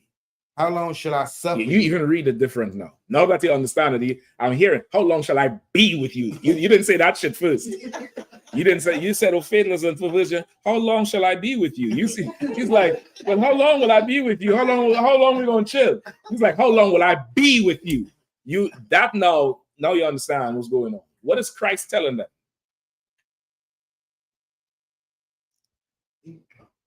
Go ahead. They weren't following orders. And when they yielded, they disobeyed God. Okay. Yes and no. Not so. You on it, but not that. This is a little different. All right, you want to try? Go ahead. They didn't follow, Lord, like you've been around me all this time and you still don't have faith. So he's saying, like, how long I have to continue to tell you? You've been around all this time and you still. Go ahead, sis. Pass the mic, Regash. I was gonna say something different. Let me hear it. You listen. Sisters might get this one. I'm just trying to tell you. I'll explain it why I say You that. said, what do he want from them? Is the question. No, what is he saying to them when he says that? Get your shit together. Yes. Yes. Brothers tend to be more brotherly with brothers who they're training up and doing it. And it comes from just our upbringing. We think that, somebody checking you is not love. A woman, brother, she's not you. If this shit ain't right, nigga, what the fuck, blah, blah, blah. That's her. In this case here, and this is not saying he's feminine or anything. This is not that. This is a checking. He's checking these disciples. And to call them a perverse and faithless generation, Shepard, bring it home for me. Come on, Mo. Bring it home. He's saying, you motherfuckers, you've been around me so goddamn long. You can't do this goddamn job. What the fuck is wrong? That's what he's keep cursing them out here. Christ cursed out these disciples, brother. That's why he say, how long do I have to be babysitting you? You want me to wipe your ass too? How long you been around? You can't handle this. Bring him here. Don't worry. I'll handle it. I'll do that too. I'll tie your shoelace. I'll wipe your ass. I'll feed you. I'll put you to sleep. I'll go dream for you. That's what he's saying. Go ahead. I made it that the word suffer, I was told when you look at suffer is as besides the physical suffering, tolerate. How long must I tolerate you? But tolerate what? Oh, tolerate you're not doing what you're supposed to be doing. Tolerate, I'm gonna say it to you the professional way. How long must I tolerate your incompetence? How long must I tolerate you underperforming? I done showed you what to do. I done walked you through it. You've seen me do it. Why can't you do it? Why is this demon beating you in front of me? I done taught you what to do. You think I want to hear somebody come up and say, hey, Salaki, son, could you help me with my son? I went to your disciples. It's 12 of them. But my disciples couldn't do it? What the fuck is wrong with y'all? Bring him here. Bring him. I'll do it. Here you go. Here you go. Yeah, boys. He's whole now. Oh, the water said, no problem. Go with the Lord. You mother. It's an embarrassment. That's what he's doing here. He's checking them because they're not taking this thing serious like they should. They're not growing like they should because they just, oh, Salaki, go ahead. Oh, do your thing, sis. They're not growing like they should. And because they're not doing it, they done met a demon that beat them, which means they done struggling with something else. And it happens with growth. It happens with growing. It happens with growth. Everybody at some time done get checked where I can't believe we still talking about this. Every brother and sister in here done, you get off the phone or and this is the cool thing about the UPK. You don't get the check-in, and what comes after the check-in? Who knows? You all forget? I guess the check-in was so damn hard. Go ahead. It's the follow-up questions that come after. No, there's something that happens after the check. You don't get, there ain't no questions. You're getting fully blazed on now. You're getting checked, and you couldn't do this, and you couldn't do that. You're a grown man, you're adult. Sis, you're a grown woman, you couldn't do this, you couldn't. After that, do you understand? What happens right there? No, there's something else. This is the cold part about it.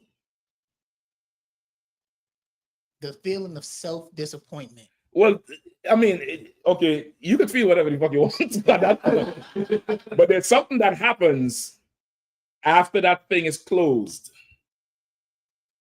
Do you understand me? You understand? Khan? When it's real simple. To break it down to you. No. You get the breakdown is in the blazing arc. If you're paying attention, you'll get it. Most of the time, you start phasing out because somebody yelling at you. You don't put on your blockers. No, I don't hear anything. You don't put on your blockers. But if you're hearing it, the thing is explained to you. It's like you already know what to do. And really nothing needs to be explained. You just need to go apply yourself. But usually after the check-in, I'll take Shapato Kazak at this point. So like, you have to pause the solitaire. Salaki, sir, if I may. Go ahead. After the check-in is the UP One West term is the sew up.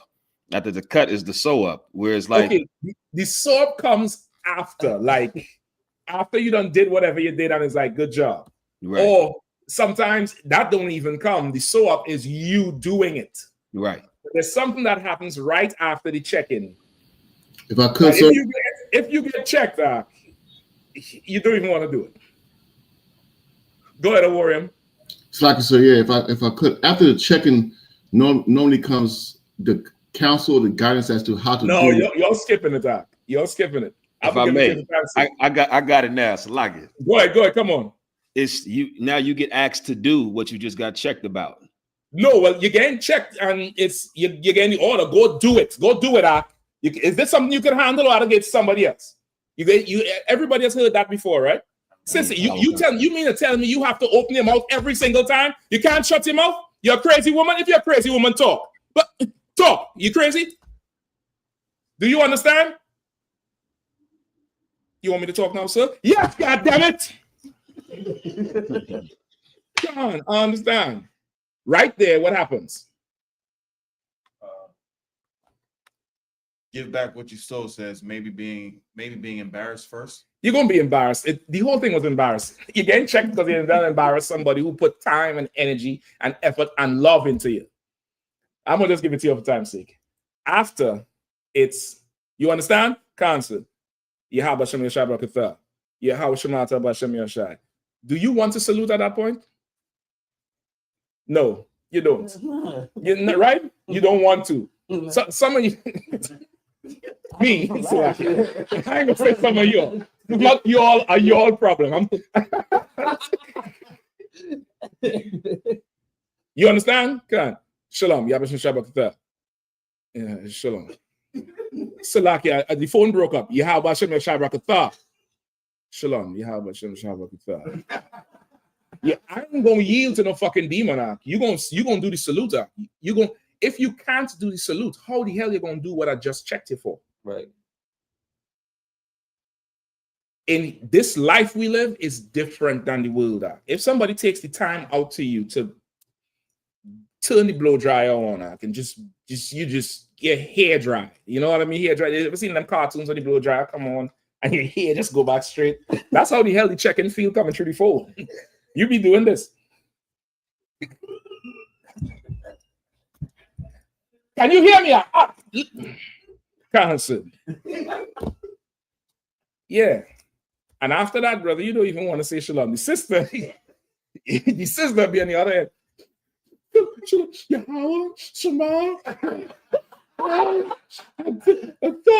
No problem, sis. No problem. So water. Because usually when that happens, you used to reacting yourself. But this checking you get, what you don't know, this checking you getting is love. This checking you getting is because this person cares about it. If this person didn't care, you could just go ahead and do what the hell you want to do. You can just go ahead and do what the hell you want to do. If Christ didn't care about these brothers, he wouldn't have said shit. But he done raise them. This is a job we doing. We doing something nobody else ain't doing. Y'all been with me. Y'all did this. Y'all do that. Y'all can't handle this simple task. Jeremiah Hyman used to say it years ago. I don't know if he still say it. Sometimes, the classes are a lot different now, and I think it's because there's so much classes out. So a lot of people watch the class and get into the spirit of it. But, long ago when there was not so many classes, like, Jeremiah Hyman teaching a class, brother, you rushing from slavery, or you're here early, and you just getting it in, and there might be something you can't get. And you might answer something that's just totally left field, right? Jeremiah would be like, "Are we trying to save the world?" He'll be like, "Confirm, we're trying to build a nation, right? With this shit." It's like, okay, if they can't cast this demon out, how the hell we pushing the Romans back? How the hell we raising a nation up? Y'all can't handle this shit? Are we supposed to save the world, right? We're supposed to be the best in charge. When the righteous are in authority, the wicked more, right? But you can't handle this thing. This one thing you can't handle? Goddamn, how long must I be with you? That's this here. He's checking them. You get the point? Give me verse 20 again. Verse 20. And Jesus said unto him, unto them. Salaki. And Jesus said unto them, because of your unbelief, for verily I say unto you, if ye have faith as a grain of a mustard seed, ye shall say unto the mountains, to this mountains, remove hence to yonder place, and it shall remove, and nothing shall be impossible unto you. Right? So remember, this is his response after they came to him, after they done got checked. And they say, why couldn't we do it? It's 12 of them. Why couldn't we do this thing? And he said, because of your unbelief. For verily I say unto you, if you have faith as the grain of a mustard seed, you could move this mountain. What does that part mean? Younger brothers, Ragash.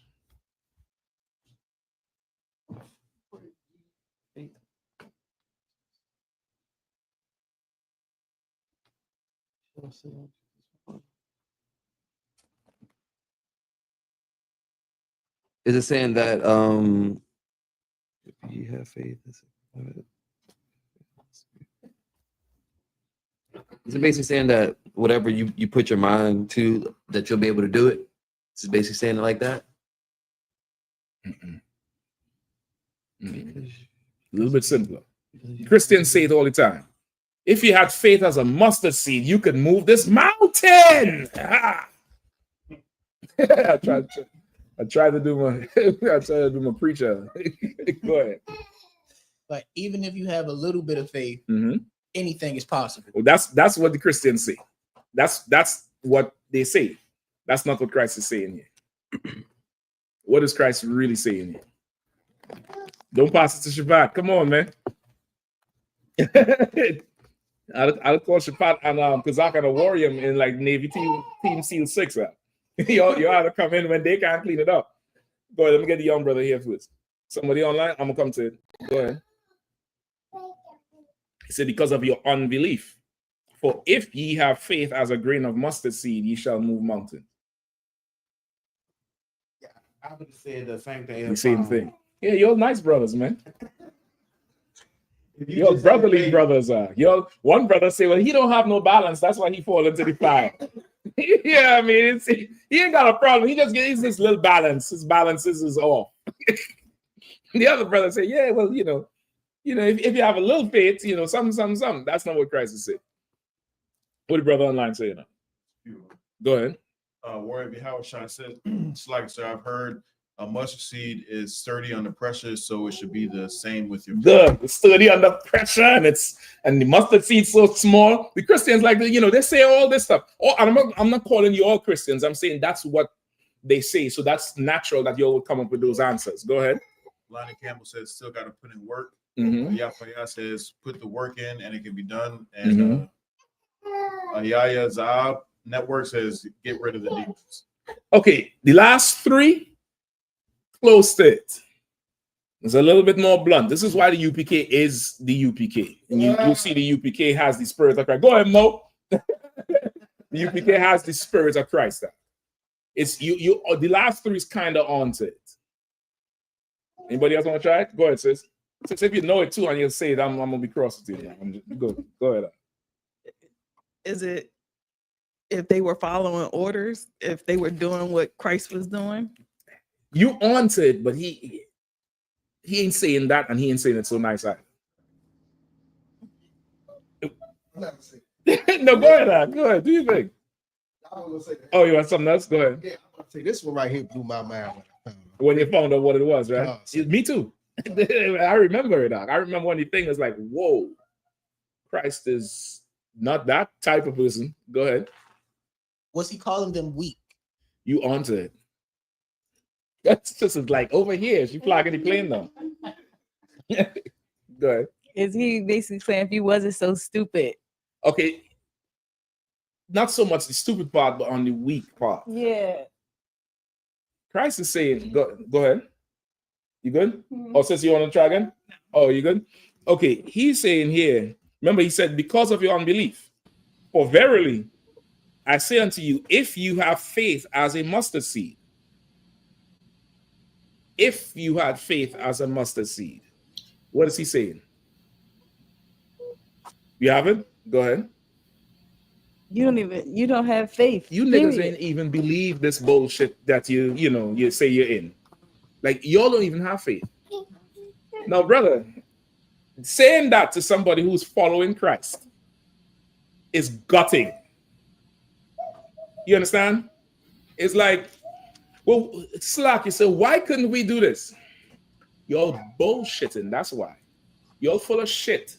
You don't believe nothing. He said it, for your unbelief.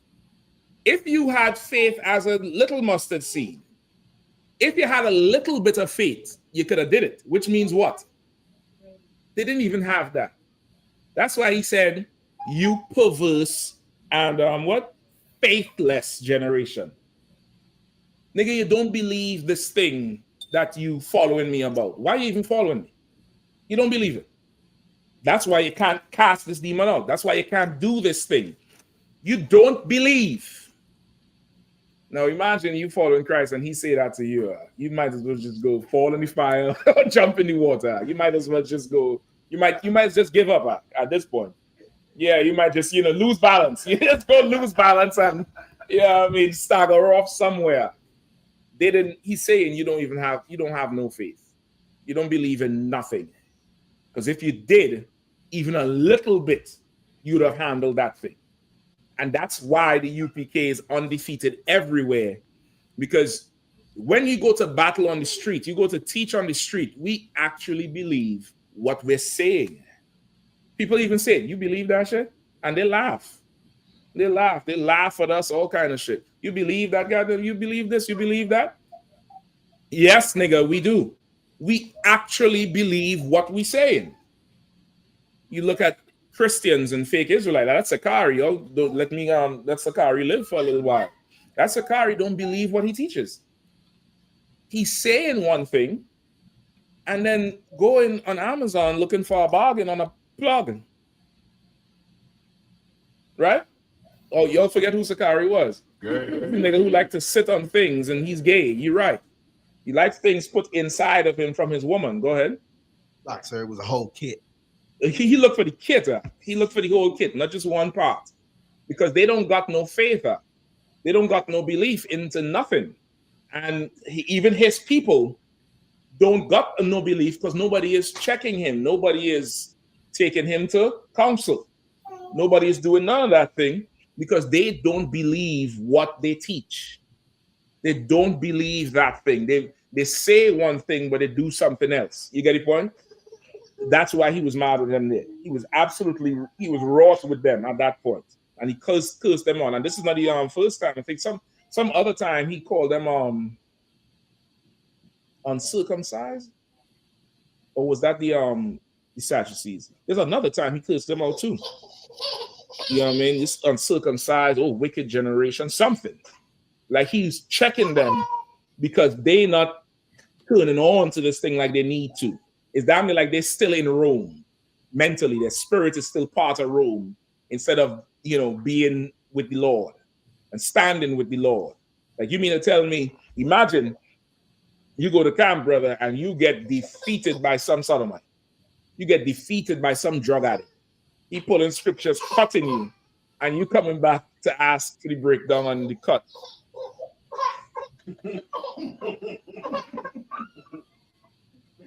You listen, this is the spirit that we have as a people. Because when you're young, what would your parents say?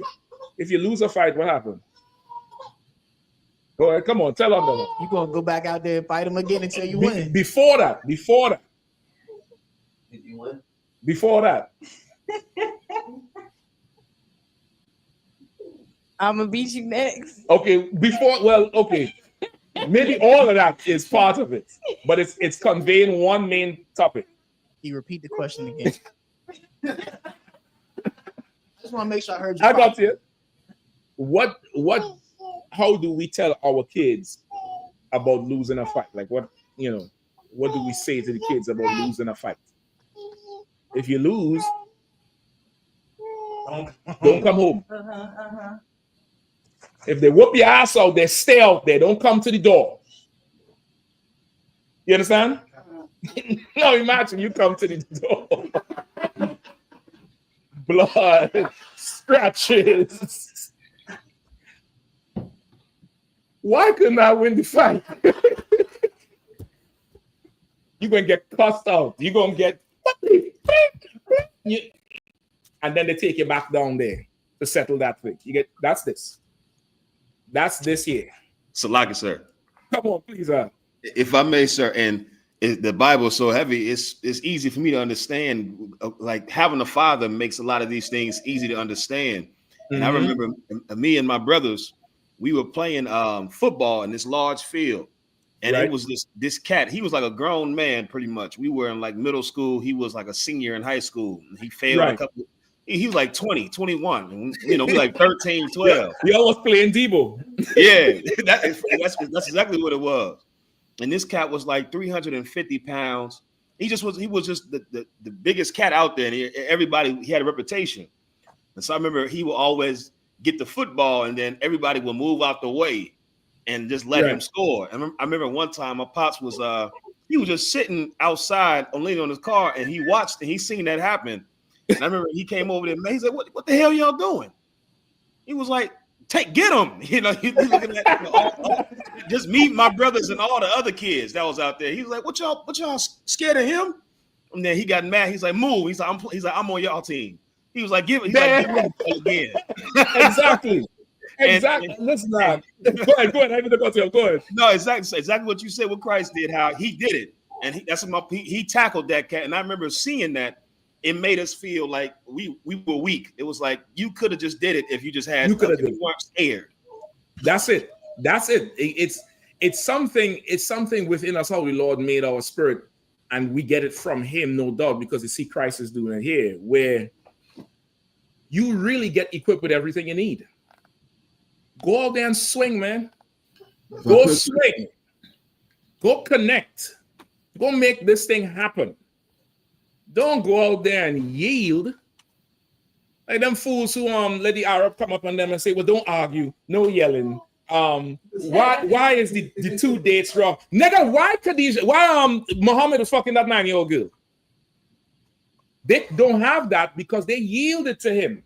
He came up. Yeah, I want to ask you a question. Oh, assalamu alaikum. You old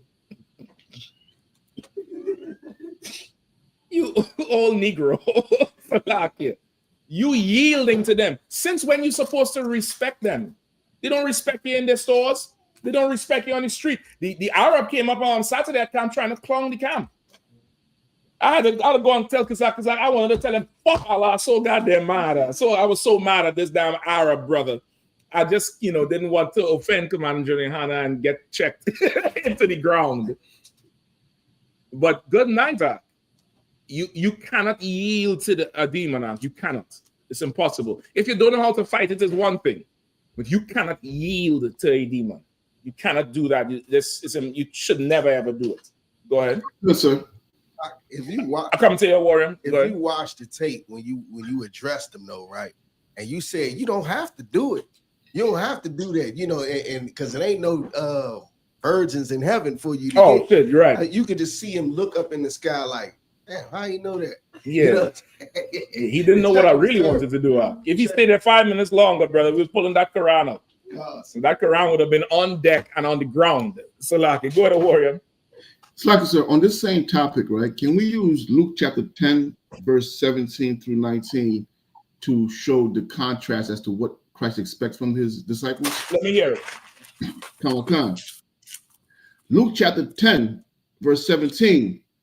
And the 70 returned again with joy, saying, Lord, even the devils are subject unto us through thy name. And he said unto them, I beheld Satan as lightning fall from heaven.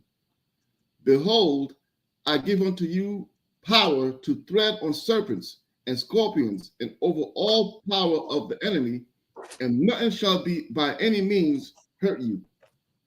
You could use this in the contrast to definitely use it for that. You get the point? Come on. I believe this is after he sent them out. Come on, sir. Right? He sends off like the general would send out camps on the street. And you come back and you talking about this battle you done had. You done had this battle and you hyped about the thing. You send the clip to the general or your camp leader or whatever. And it's like, yeah, man, shit. Listen, you got the truth out. You for sure crushed him like you should have. You crushed him just like you should because you got all power. What you have is from the Lord. That's the same thing. You get the point? Now imagine you some fake Israelite. You go back, and giving your report, and this Arab come and you're begging him to stay, and then somebody else come in and say, hold on, let me ask a question. And you giving that report to the person who put time and effort and money and love into you. And this Arab done make a tape and making you look like an idiot. And you ain't ask him about one bomb, not one. You're not asking about Palestine. You're not asking about nothing. You didn't go on the offense at all. You done shamed whoever trained you. And that's the spirit in here. In here, brother, the beginning of the tape is it says these men are trained professionals. I could be paraphrasing. Who know what I'm talking about? The video. These men are trained professionals. Please do not try this at home. And it says Acts 19 and something. Charlie Kirk would have been alive if he listened to that thing. I heard him get asked some questions in the Bible. And he is taking the UPK breakdown and just making it for white people. Somebody asked him, he said, well, listen, Christ never talked about being a nationalist. He said nationality is in the Bible. And he pulled some scripture where you should do everything for your nation and this and that and your nation. And I'm like, who the hell are you talking to? Where he get that from? You listen to any Charlie Kirk thing where he's breaking down scripture, like he's pulling a precept. This nigga listening to UPK. I ain't lying. His wife just got up Sunday in the memorial and said, I forgive Charlie Kirk's shooter because I know that's what Christ would have wanted. What? Where'd she hear that from? You out there trying to perpetrate that. Don't do these things. The men in these videos are trained professionals. Did we do this? We've been trained to do this thing. Don't try this thing at home because you could get hurt. You could get hurt doing this job. And to you, it would be a shocker because you're not trained for this job. This job means that you don't have to come back home. The brothers that go to camp, they fully well know they don't have to come back home. The wives and children know he walk out that door. If he makes it back home after camp, it's a miracle. We already know that. We sign up for that. You're looking at me funny. If y'all don't know what your name, it's fine enough. I'm joking. They're looking at me like, hold on, I didn't sign up for this here. The men here, we know the cost. We understand what this really means. We understand this thing. Don't try these different things, all right? But of course, for the brother's question, as far as a demon, casting out a demon, understanding what it is, there's different ways because it might affect you differently. The main way is to get to class. Get to class. Get there. Strive and struggle and do whatever. Walk in that door at 8:55 if that's all you could do for now. That's fine. Get there. The Lord, you keep doing it, the Lord gonna open it up so you could get there at 7. But if you just don't do it, you wouldn't have what it takes to fight this demon, which is brotherhood. You won't have an army with you. Meanwhile, this demon is bringing an army. He's bringing legion. He's bringing backup. You trying to fight this thing on your own, shit is never ever gonna get solved. You ought to go jump him out. You ought to set him up and jump the nigga. Beat him down. Kick him in the mouth. And then walk off with your homies. Shoot a fair one for what? What the fuck we shooting a fair one for? You be in class, I have to help you fight them demons. You get the point? Fight them demons in the space of brotherhood. Fight them demons around brothers, around sisters. You're going to be victorious. All right. So that's for the brother who asked that question. All right. What we got? Baptism. All right. Give me pull my notes. Give me the baptism with John. No, give me the washing. Washing benefit nothing. It's washing profited nothing.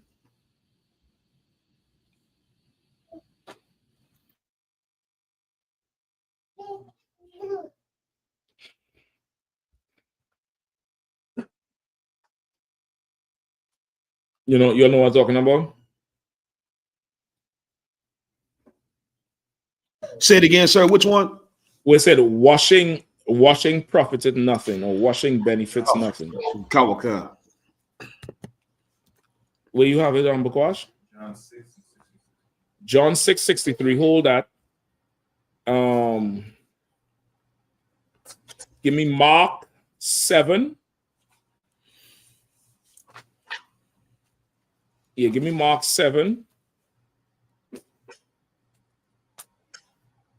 Verses 4 and 8. Give me Ephesians 5 and 26.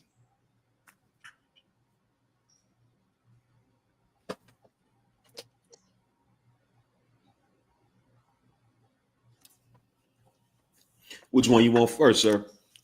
Just now, I'm gonna tell you.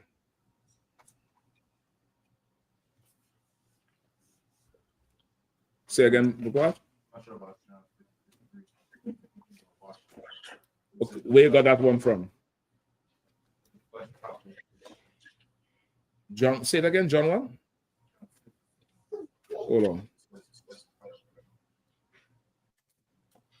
No, that's not what it is. Hold on. I might be paraphrasing it wrong.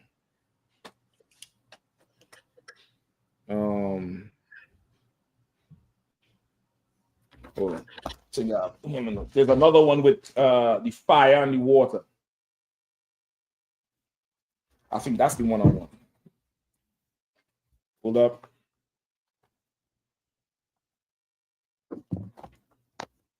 All right, baptism, right? Let me give me Luke. Hold on. Damn. Should I forget, brother? This thing here looking like the map, brother. I might have to do a breakdown on baptism. But give me Luke. Go ahead. Are you looking for Matthew chapter 3:11? We could start with that one. All right. Let me get Matthew 3 and 11. This is going to be a little quick because I had to get to the other topic too. And time definitely going. All right, we can start with that one. Let me get Matthew 3 and 11. I'll take that one first. Whoever have it, read. Let's go quickly, all right? Matthew chapter 3, verse 11. I indeed baptize you with water unto repentance. Right. But he that cometh after me is mightier than I, whose shoes I am not worthy to bear. He shall baptize you with the Holy Ghost and with fire. Right. So, of course, this is John the Baptist telling the people, I indeed baptize you with water. Right. And for a Christian, the baptism is, the dipping in the water. They go down, in some lake, on the beach somewhere. Some of them build a pool right in their basement or something, and they take everybody down in the cellar and just get you wet. Nasty. So nasty. Right? And they say, well, John baptized, right? John baptized, but John said, I baptize with water. There's one who's coming who shoes I ain't even fit to tie. Like, I'm so filthy, I can't even tie his shoes. I can't hold a candle to him. He's going to baptize you with fire and not with water anymore. Why not with water anymore? Give me Leviticus, I think 17, hold up.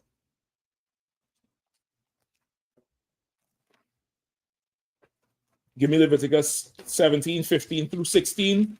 Give me Exodus 30. May not need the Exodus one. Let me see. Leviticus chapter 17, verse 15. And every soul that eateth that which died of itself, or that which was torn with beast, whether it be one of your own country or a stranger, he shall both wash his clothes and bathe himself in water, and be unclean until the even. Then shall he be clean. Right? Go ahead. But if he wash them not, nor bathe his flesh, then he shall bear his iniquity. Right? Baptism comes from our culture that's written in our law of washing. Like, we are the only people who have a law to wash. You get the point? Like, you have to wash at the end of, something. Right? It's give me like what we see here. Give me Exodus, hold on. Exodus 30 and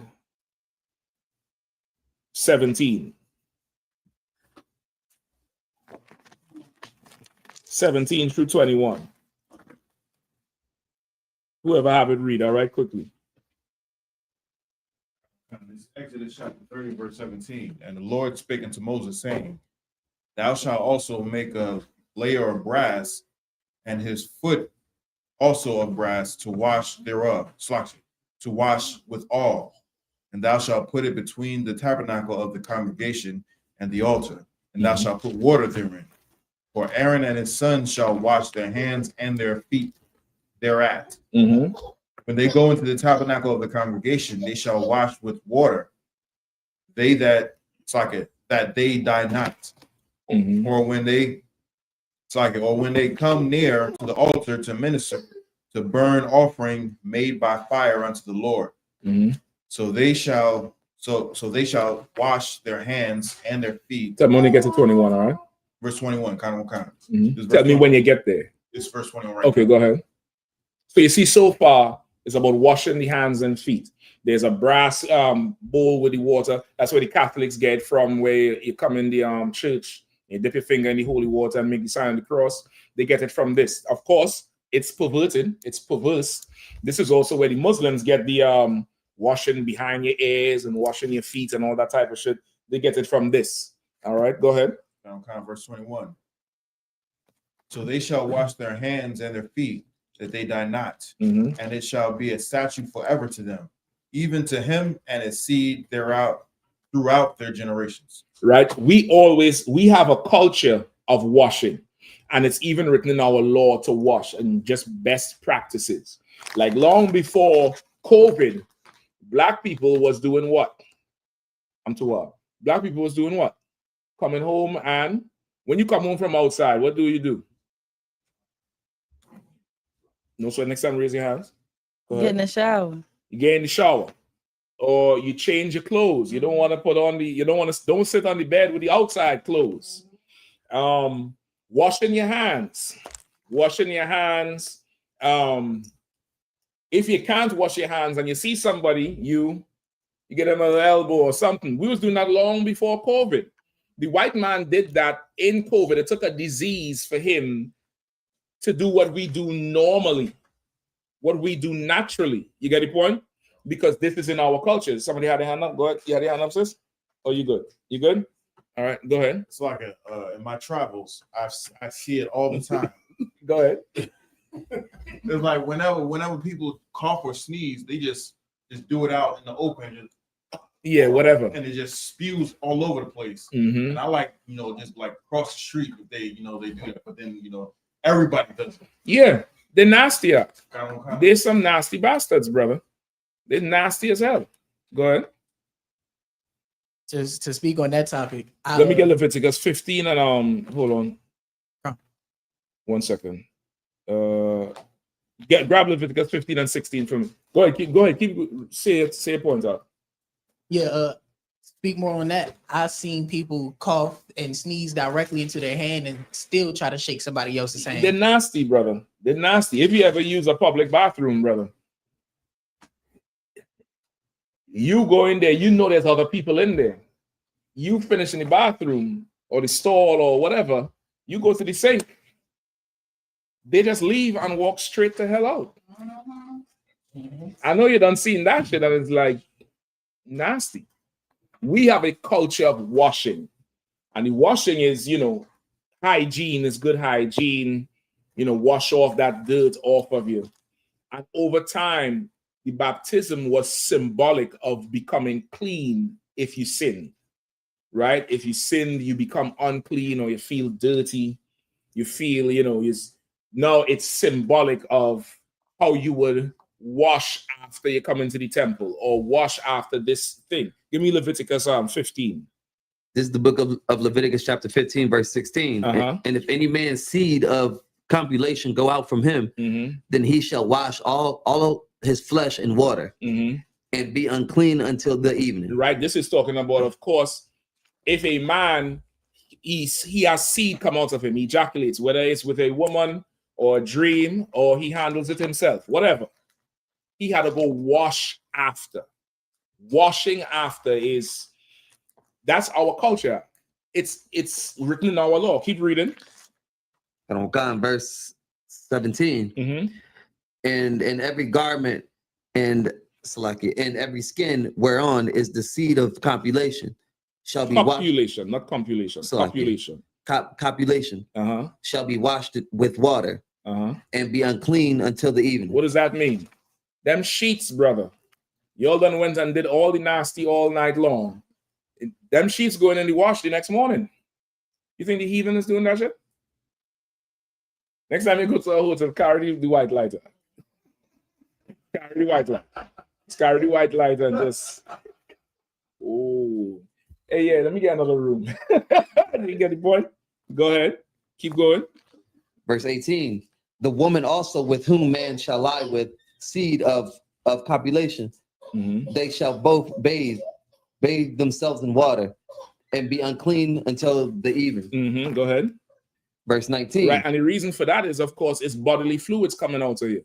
The Lord done put a quarantine system in us long before COVID. You don't lay with your woman, you sisters, you don't lay with your man. You all go wash, you all take a shower, and you all stay separate from everybody else until the sun go down, until the next sundown. Because if anything was, if there's something that you're dealing with, it'll show up in that time. That's the premise of this. Now you don't go around and touching everybody, and you all stay separate a little bit. You'll handle that thing over there. You don't need to bring all that thing over here. You get the point? It's the Lord putting, the quarantine in place. He puts in something in place for us to be separate and thrive as a people, right? Go ahead. Verse 19, and if a woman have an issue, and her issue in her flesh be blood, she shall be put apart 7 days, and whosoever toucheth her shall be unclean until the evening. And that's, of course, talking about her monthly, right? Now, give me 21. Verse 21, and whosoever toucheth her bed shall wash his clothes and bathe himself in water and be unclean until the evening. Again, it's bodily fluids coming out of you. You had to wash, and then the evening again, and wash. We have a whole culture of washing, everything washing. Even in here, you come through the door, there's hand sanitizer right by the door. You can come in here and take a squeeze, you good to go. You get the point? Like, as a people, this has always been our culture. The baptism comes from this practice of washing. It's symbolic. It's supposed to mean you done did this thing and it made you unclean, it made you dirty. So now you go to the priest, they wash you. Because the agreement is you done pay this fine or the turtle doves or you sacrifice this young bullock and you wash. So you ain't doing this again. You go get yourself to, clean up. Even to this day, they say it in the addiction world. I've been such and such years clean. It's symbolic of something. That's what baptism really is. It's absolutely symbolic. All right. What else was I holding? Ephesians 5:26. Let me see if I want that. We already did Matthew. Yeah, let me get Ephesians 5:26. This is the book of Ephesians, chapter 5, verse 26. That he might sanctify and cleanse it with the washing of water by the word. Ephesians what? 5:26. All right, go ahead. Verse 26. That he might sanctify and cleanse it with the washing of the water by the word. That he might do what? That he might sanctify and cleanse it with the washing of the water by the word. Right? The real baptism is the washing of water by the words, by the word, by getting taught. That's the real baptism. Give me the one in Acts. I believe Acts 19. You could start at 1. There's another one that I want for it would be fire. Fire and water. Hold on.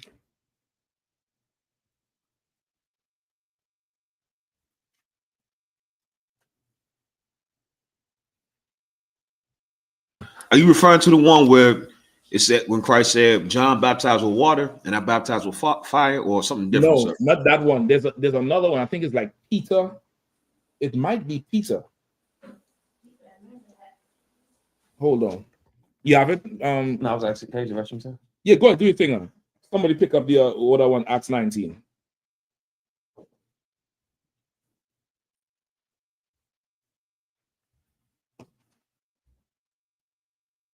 Sorry, sir.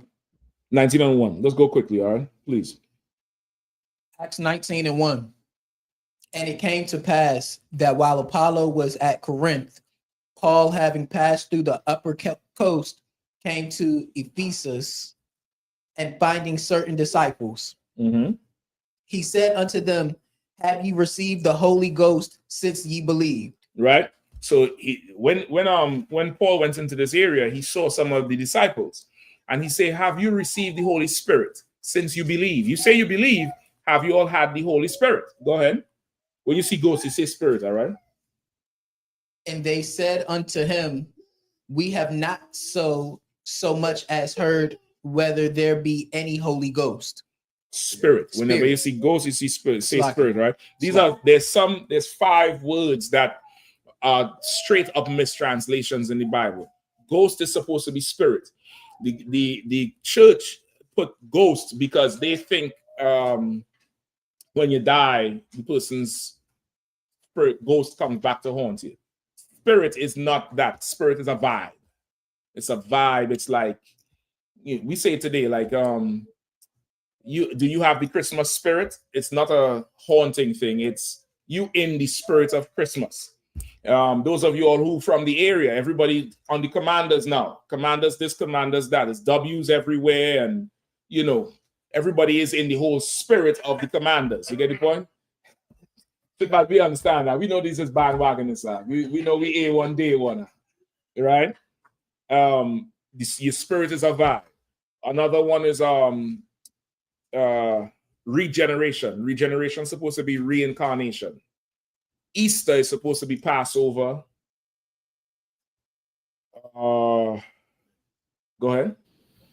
Religion is supposed to be consciousness or your way of thinking. The fifth one.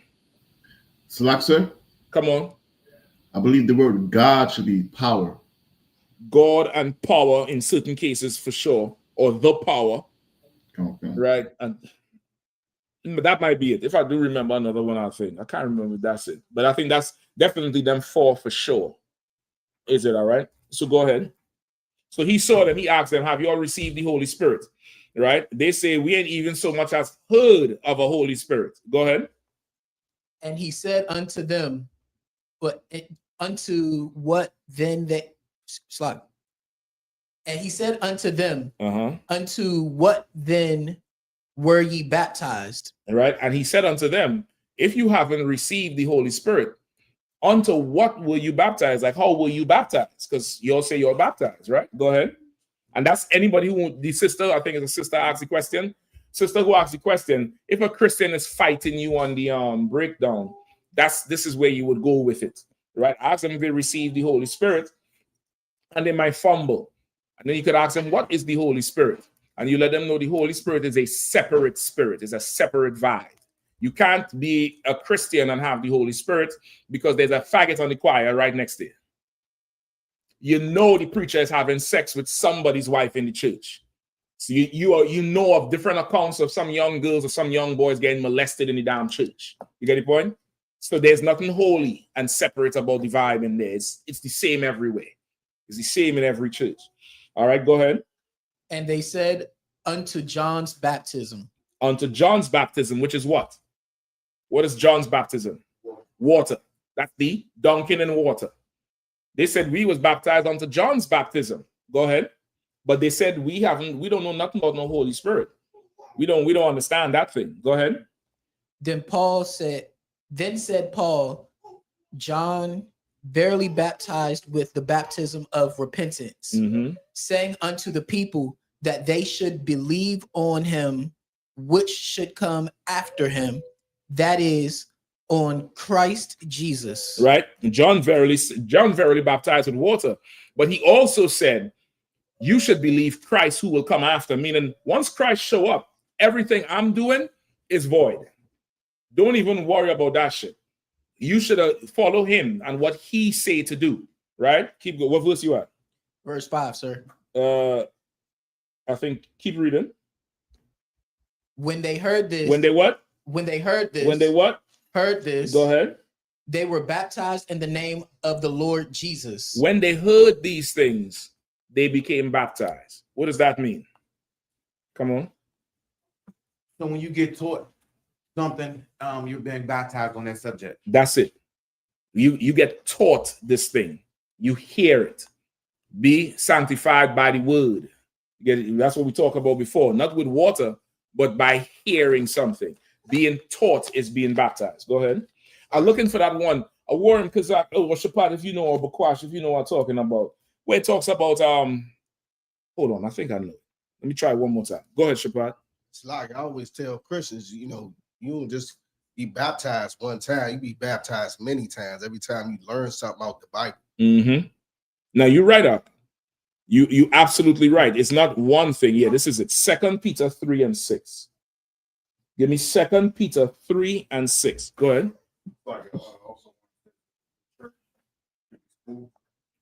Church not school, but congregation of Israelites. Church is congregation of Israelites. That's not so much a mistranslation, but that's just what the word means. I think the mistranslations is what they say in there, like Easter and regeneration, but that could be one too. All right. Give me 2 Peter, not 1 Peter, 2 Peter 3 and 6. Real quick, all right. What time you have, Bukwa? 2 Peter. Go ahead. 2 Peter chapter 3, verse 6. Whereby the world that then was, being overflowed with water, perished. But the heavens and the earth, which are now by the same word, are kept in store, reserved unto fire against the day of judgment and perdition of ungodly men. That's a cold one right there, boy. You drop that on a Christian, they're gonna curse you out. They're gonna say, what Bible is that? Right. Let me see. I've never seen that scripture before. Read it one more time up. Kawakan, 2 Peter chapter 3, verse 6. Whereby the world that then was, being overflowed with water, perished. But the heavens and the earth, which are now by the same word, are kept in store, reserved unto fire against the day of judgment and perdition of ungodly men. All right. What is this talking about? Who knows? Is this talking about the flood? Which part is the flood?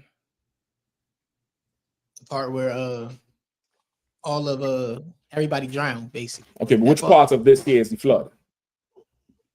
Which part of what we just read is the flood? Hold on. Which part of what we just read is the flood part? What verse? Verse 6. Verse 6, where it says, with the world which was overflowed with water and perished. So no, that's talking about the flood, right? That's what he was going to say, right? What's the significance of that in this breakdown here? That also happened with water. That happened with water, and then what? And the water wasn't. It was purifying the land. Okay. But not in a good way. If, lack of a better term, I can't really. You right there with it. You right there with it. If a Christian saying, yeah, you had to get dunked in water. Well, listen, the Lord dunked everybody in water at one time. He dunked everybody so much, only 8 people came back up there. But it didn't work. Because you're a Christian today. If the water helped, you wouldn't be no Christian. If the world was saved by water, then the Lord baptized everybody long before Creflo. Everybody was under there, glub, glub, glub. Everybody. The Lord baptized the giraffe, the trees, the snail. Everybody got baptism. The world wasn't saved by water. Just killed everybody. But read the second verse there, Kazak. Kawakan. But the heavens and the earth, which are now by the same word, are kept in store, reserved unto fire against the day of judgment and perdition of ungodly men. What really cleanses is fire, which is what Christ was bringing. This thing that burns and hurts and can kill. The earth, come on. Oh, so like bring it out. I can't really see it from here. Tried by fire. You're going to have to go into that fire if you really want to be baptized. If you really want to be baptized, you're going to have to get in that fire. You're going to have to be able to stand in the fire. You're going to have to be able to go through it. The fire is going to get rid of all the weakness from you. It's going to get rid of all the weakness. That's why he said the earth, but the heavens and the earth, which are now by the same word, are kept in store and reserved unto fire against the day of judgment and perdition of ungodly men. The fire is what's going to work, not the water. The water came and, everybody's still doing what the hell they want. That fire is what's going to do it. What's the fire? Coming in here and being told everything about yourself that you don't want to hear at all. That's fire. Get the point? Coming in here and hearing everything and learning and then going back home and not eating pork, not eating shrimp, not celebrating birthdays, even though your family is going to damn near crucify you for it. And you do it anyway. You're going and standing in the fire. The fire is you come into the truth and all of a sudden, everybody starts to hate you. Everybody in your life have a problem with you. The natural thing is to do what? Since I come into this truth, this thing happened, I'm going to get out the fire. I'm going to leave. No, stay in there and get cooked, nigga. Go in there and get well done. Stay in that fire. Stand in it. Stand up in that fire. And on the other side, you would have been baptized. You would have learned what you need to learn. You would learn something about those people who you thought loved you. They loved you while you was getting high. They loved you while you was having sex with everybody and anybody in the clinic. You know all the chemical names for the drugs. That's a whole other level. You know the chemical names for the drugs. You know the full Latin for the damn STD. They loved you all through that. The minute you stop turning up, oh, you ought to get out of the house. You got to do this. You got to do that. They turn on you. Stand in the fire. You might learn who really loves you and who doesn't. You might learn what love really is. You get the point? You're going to learn more. Baptism is by fire, not by water. Water baptism does nothing. I think I'm still missing the one-on-one to know. I think I'm still missing the one-on-one. Where's the water profit? Nothing. I'm going to have to find it. All right? For time's sake. Just bear with me about 5 minutes. Right? What's up? It wasn't a question. Shit, I might be able to get it out. Let me hear it. From Isaiah, it says, Salaki, sir. For the late question, if I could get a general breakdown on Genesis 2, 8 through 17, I wanted to know how much of these verses are metaphors. Oh boy, that's a rough one. I can't do that right now. I probably have to ask it tomorrow or next week if you could hold off. All right. Let me get Matthew 18 and 15. Shit, I might have to do this. I hate this damn. I might have to do the topic at the top of the class and over question. Save these questions for after. 18 and 15. Let me get that. And give me 1 Corinthians 6. For the sister who asked the question on baptism, I hope that helps you. I could do another one next week or in a couple of weeks. There's a whole breakdown on the whole thing. But that's definitely the gist of it. The water doesn't do anything. It's the fire. And you hear from the disciples, they didn't they did the water baptism and they didn't get no Holy Spirit. Also, the Christian is going to tell you, well, Jesus was baptized, which is true. John baptized Jesus. He dipped him in water. But that doesn't mean the baptism continues. Christ did the baptism with John because of the prophecy. That was part of this is who he is. You get the point? He is the last. That's it. After that, it's passing on to Christ. You get the point? Like Christ did the baptism with John so that everybody would know this is the one to follow. And this is the last one there would ever be. And now you follow him. The problem is John didn't stop and follow Christ. John kept on doing what he was doing. All right. Matthew 18 and 15 quickly. This is the book of Matthew, chapter 18, verse 15. Mm-hmm. Moreover, if thy brother shall trespass against thee, go and tell him his fault between thee and him alone. Mm-hmm. If he shall hear thee, thou hast gained thy brother. Mm-hmm. Right? If your brother or sister trespass against you, go and tell them their fault between them and them alone. You want to definitely practice that. That's part of our law. Christ said to do it.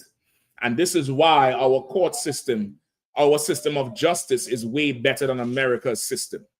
America's system, it promotes the fall out of brotherhood. It promotes everything that happens afterwards because there's money attached to it. There's money attached to, the bail and the, housing in the jail and everything else, a probation officer, all of that. In the Bible, there's none of that shit. There's none of that. There's none of that. We don't have jails in the Bible. We don't have that thing. There's going to be there's going to be a quick, there's no CSI in the Bible. The Bible tells you in Deuteronomy, I think 10 or 21 and 10, somebody could find it just for time's sake, just to be sure. Like if there's a murder that happens in a field that's equidistant from all the cities around, to the point where you don't know who killed this person. The Bible says all the elders of the cities around are supposed to come down, and they're gonna either I think cut the head off of this heifer or this bull, or cut the neck, and they all would come down, and they're supposed to wash their hands of this thing in there. And they said the leader of the city that does not show up to do it, we know that's the city where the person is. It's supposed to do what? When you hear about the murder, you're supposed to go through your city. You're supposed to put something out. Let all your officers and priests know, hey, there was a murder so-and-so over there. Go check it out. Go see if anybody came in last night from over there. If anybody was riding. The whole bulletin going to go out. All the other cities is going to check and see, yes, somebody was riding late after hours last night. Who's that person? Let's find them. Let's see what's going on. The person who doesn't come, they know that's the city. You get the point? If you don't show up and say, hey, I done did my due diligence, I checked through my city, I did not find this murderer, then they know that's your person. And now you have to go hand over that person. If you don't hand over that person, all the other cities by law have to make war with you. And they'll go in there and cut heads off and put your women and children in chains, and they'll become servants to the other city. That's the law of the concubine. You ever hear people say we could have concubines in the kingdom? And usually some old pervert think it means you could have a heathen. The law of the concubine is an Israelite law for us. You can only marry an Israelite woman, period. I don't care if you go to war with whoever, you fantasize about at night. You do over there fantasizing about some Moabite because you grew up watching anime. Nigga, you never get in chow mein. You never get in none of it. You're going to be satisfied with chicken and grits. You're going to be satisfied with curry goat and Haitian Creole rice. You better get satisfied with that. That law says, that law is for how we deal with each other, because the price of harboring a criminal is so great. The price of harboring somebody is so great. You are going to come forward and say, no, we found the bloody clothes. We found this. I saw him riding in. That person had to get given up because they done committed this murder. If they don't get given up, you run the risk of every other tribe or every other city falling on yours, which means your child, your daughter who you was growing up, she's going to be a concubine now. She had to shave her hair. She had to cut her nails. She had to go and be a second-class citizen to another city as a punishment for harboring this criminal. Here, you get a good lawyer. You get a small-hat lawyer. So, like, is somebody saying something? So, like, if I may, sir, just what you were referring to was Deuteronomy chapter 21 as well. 21. Deuteronomy 21, you read it from verse 1 all the way down. Verse 1 through 10, it tells you about the law of the concubine. It tells you if you see a beautiful captive from among your enemies, you can take her as a wife. But she's not a wife like the first wife. There's a difference, because the first wife you would have paid for. You would have gone to her father and made a deal and made a dowry for. The second wife, you got to kill her father. You got to kill her mother. You got to kill everybody. And she gets taken as a prisoner of war. You get the point? That's where the concubine comes from. And then from 10 on down, it goes to tell you about the situation where that would arise among the 12 tribes. You get the point? A concubine in the Bible is a wife that's not gotten like the other wives. You get the point? I know some old, weak old sodomite ass nigga got something to say. Go ahead. Chris Kellerman says, you do know you're going to hell, right? Nigga, we in hell. There's nowhere to go. I'm living in hell right now.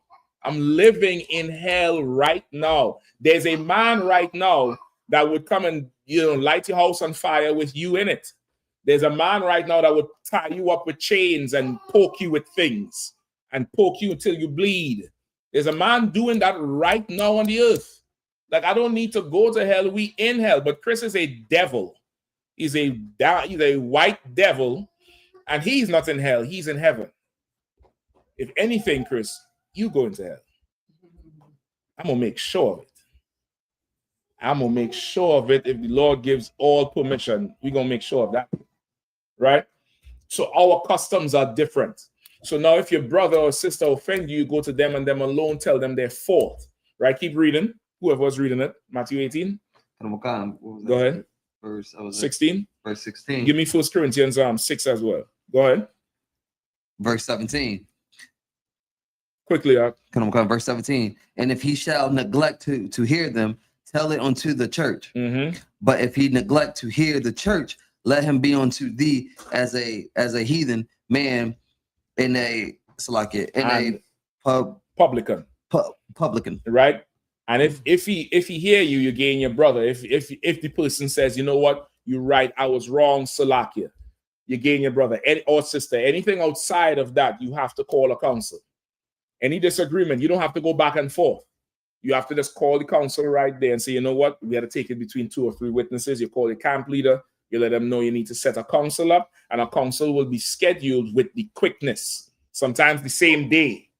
You get a council scheduled, and both people would come in, and you'll get to say your piece, and the other person will get to say their piece, and then there'll be a series of questions and answers, and you'll get to respond, and then somebody neutral is going to decide who was right and wrong, and that's how we solve conflict in here. You don't got to go pay some small hat. You don't got to go sit and pay some probation officer. You don't got to get arrested and get carted off into something. We're going to deal with it right here, how the Lord said to deal with it. You go to council. Now, if the judgment of the council you disagree with, first you disagree with the person who came to you. You call the council. You go to council. The judgment of the council you disagree with. Now you had a call involve the whole nation. The nation going to come and hear this matter. Everybody. A huge council, and they're going to hear the matter. And that time, everybody in Israel going to be able to say, okay, nah, this person wrong because they did this. Well, they did this because that happened. It's going to be tried in public. And then the nation will decide who was right or wrong. And at that point, if you hear it, good, you've gained your brother or sister. If you don't hear it, you can't be among Israel because Israel has judged. You have to be treated as a heathen now or a publican. How do we treat heathens?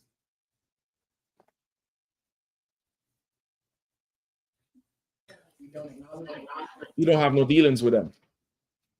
You separate. You get the point? You separate from them, or a publican. A publican is like a tax collector. You get the point? Which Israelites hated notoriously even till this day. Because no sweat. Not to be confused with a tithe collector, which you should love, right? That's what happens. That's what happens in Israel, and our system is pure and true and perfect. It's perfect. Why? Because the white man system existed forever, and nothing gets solved. In fact, things get worse. Zimmerman is walking today. He's walking around today. Right? The other one down there who killed Michael Brown, he's out. He didn't go to jail at all. You get the point? Like, the white man's system is, is full of flaws. It's not flawless at all. Right? Even in the Bible, which I wanted to get tonight, but you all could look it up. We had something called a sanctuary city. A sanctuary city, do you think? Sanctuary city is where you may have killed somebody, but it's an accident. This is not on purpose, right? Just like Zimmerman, right? Charlie Kirk says Zimmerman was being stalked by Trayvon Martin. Well, not according to the 911 calls. The 911 tape said the officer told Zimmerman to stand down. Do not follow him. He was stalking Trayvon Martin. He said they always get away. I have to stop them. They always get away. He hangs up, ignores the order to stand down, and goes and pursues and kills the brother. He said he didn't mean to do it. The white man take him in, let him go. He gets to go sell the gun for $250,000 in an auction, because this is the gun that killed Trayvon Martin. Skittles prices, stock went up because white people was buying Skittles and Arizona iced tea. The next Halloween, everybody bought a hoodie and was taking pictures on the ground like this and chalking themselves out. White boys was doing it, mocking Trayvon Martin. If this was an accident in the Bible, you kill somebody by accident, you ought to go get a horse and ride for the sanctuary city. That's what the Bible says. For time's sake, I'll just paraphrase to you all.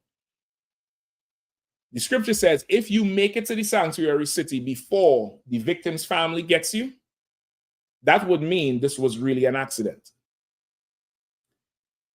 If their horses are faster and you don't make it, the Lord did not want you to get sanctuary. And this was not an accident, and you'll face judgment. That's perfect.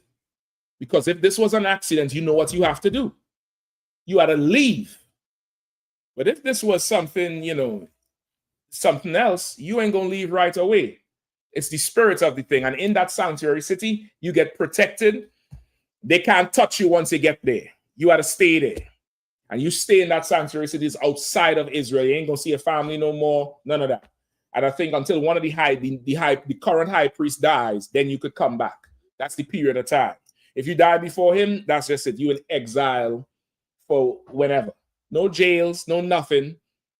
Stop the retaliation. It's meant to stop retaliation and give justice to where it's due.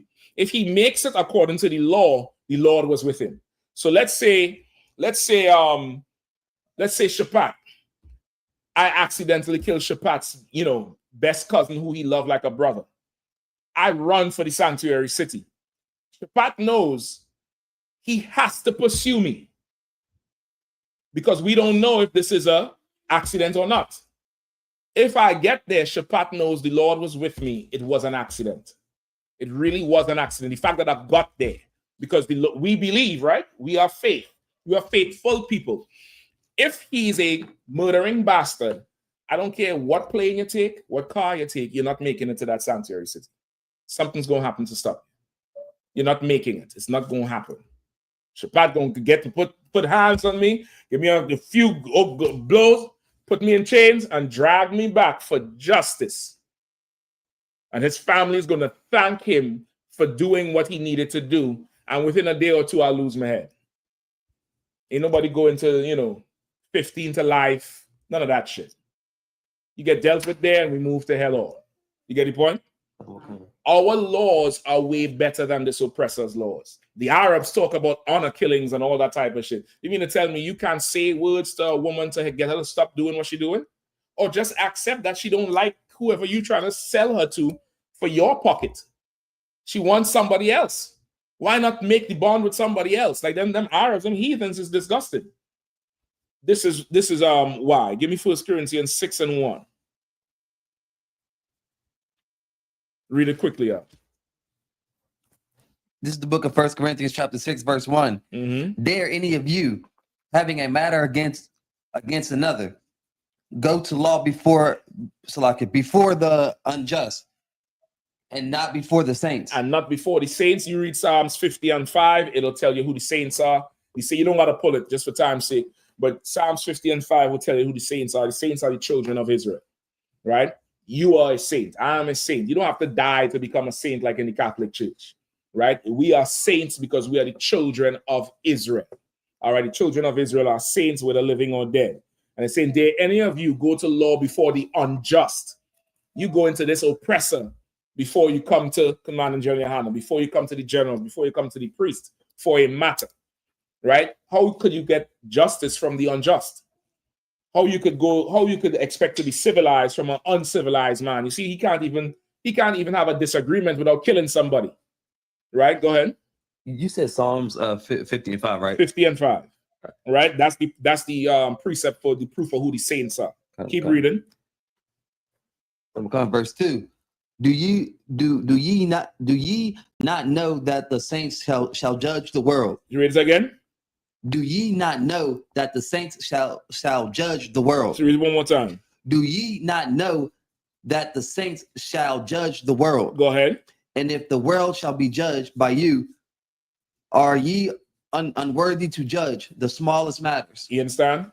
Like that's what Paul is down here checking them in the same spirit, like how Christ was checking the disciples. He said, don't you know, man, what we doing here, you're going to be in charge of the world. Don't you know the saints will judge the world, will rule the world? So then are you not equipped to deal with the smallest matters amongst you? Are you not equipped to do that? If you're going to judge the world, go ahead. Verse 3 quickly. Come. Verse 3. Know ye not that we shall judge angels? How much You more? Understand? He's saying, don't you know that you're going to judge the angels?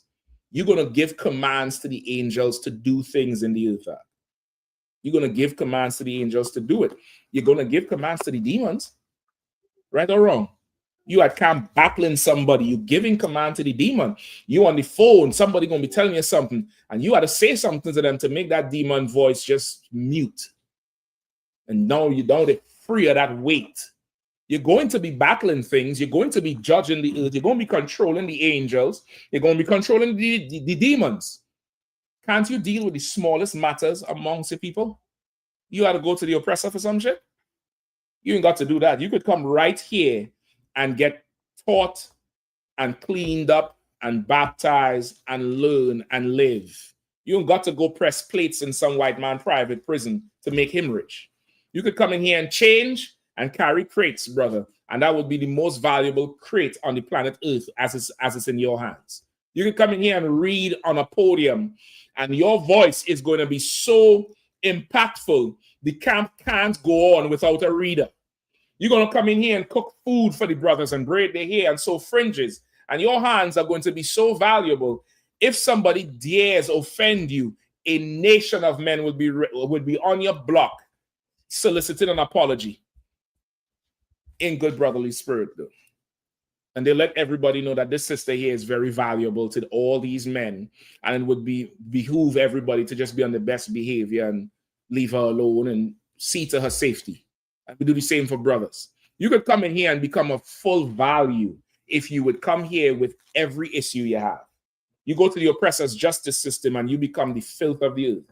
You become scum and scourge, and don't nobody want to give you a second chance and hire you or do nothing. Brothers come in here from the prison and thrive. Thrive. Brothers come in and sisters come in here from the streets and thrive. Because this system we have here is the best system on the earth, if you would only believe. With that pass the class over, hold on. We have one more thing to do. One more person to get raised up tonight. We ain't forgetting about it. Bring the young man. Come on. Bring him up. Bring him up. Bring him up. Get him ready. Let me get the priest up here too, all right? Real quick.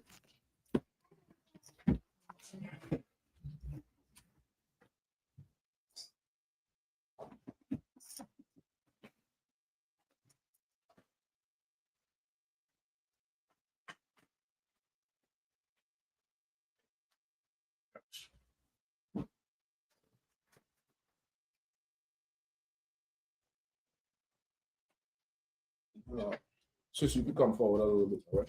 Let me get paper towel. Grab a paper towel.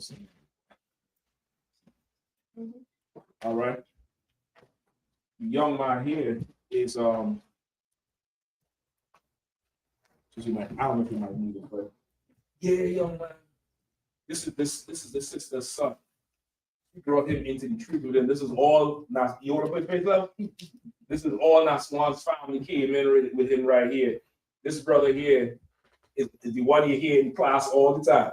I ain't trying to put too much. Right, there you go.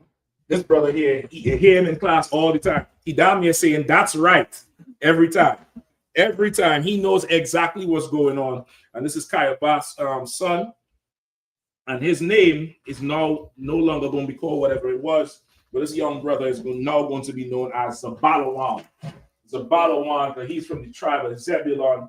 The mother chose his name for him. Yeah, and he knows what's up. That's going to be called Zabalawan now. And it means to honor, to lift up, or to be exalted, or to be honored. And he's going to be an honorable young man growing up in this truth. Zabalawan. Go ahead, baby. I know you are aware. I know you know.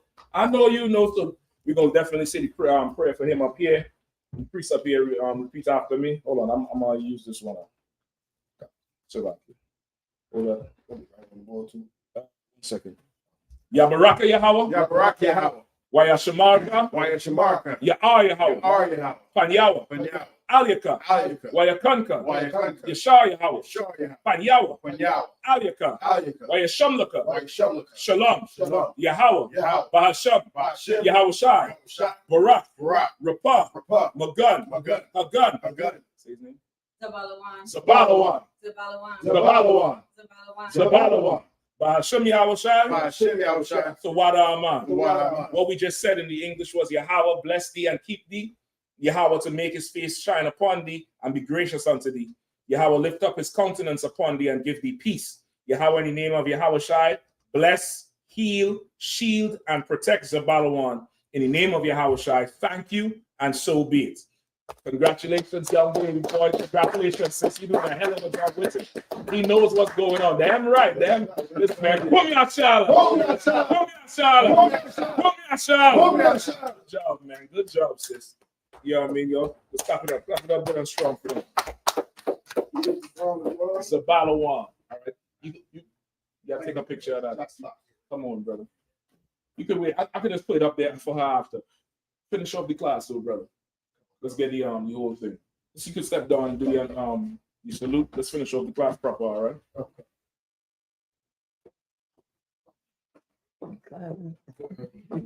Let's do the salute. I.S.U.P.K security analysis with I.S.U.P.K out of 1 West. Let's do the salute, brother. Oh, SHALAM. Let's go. Quickly out, please. Michael, which means to stand.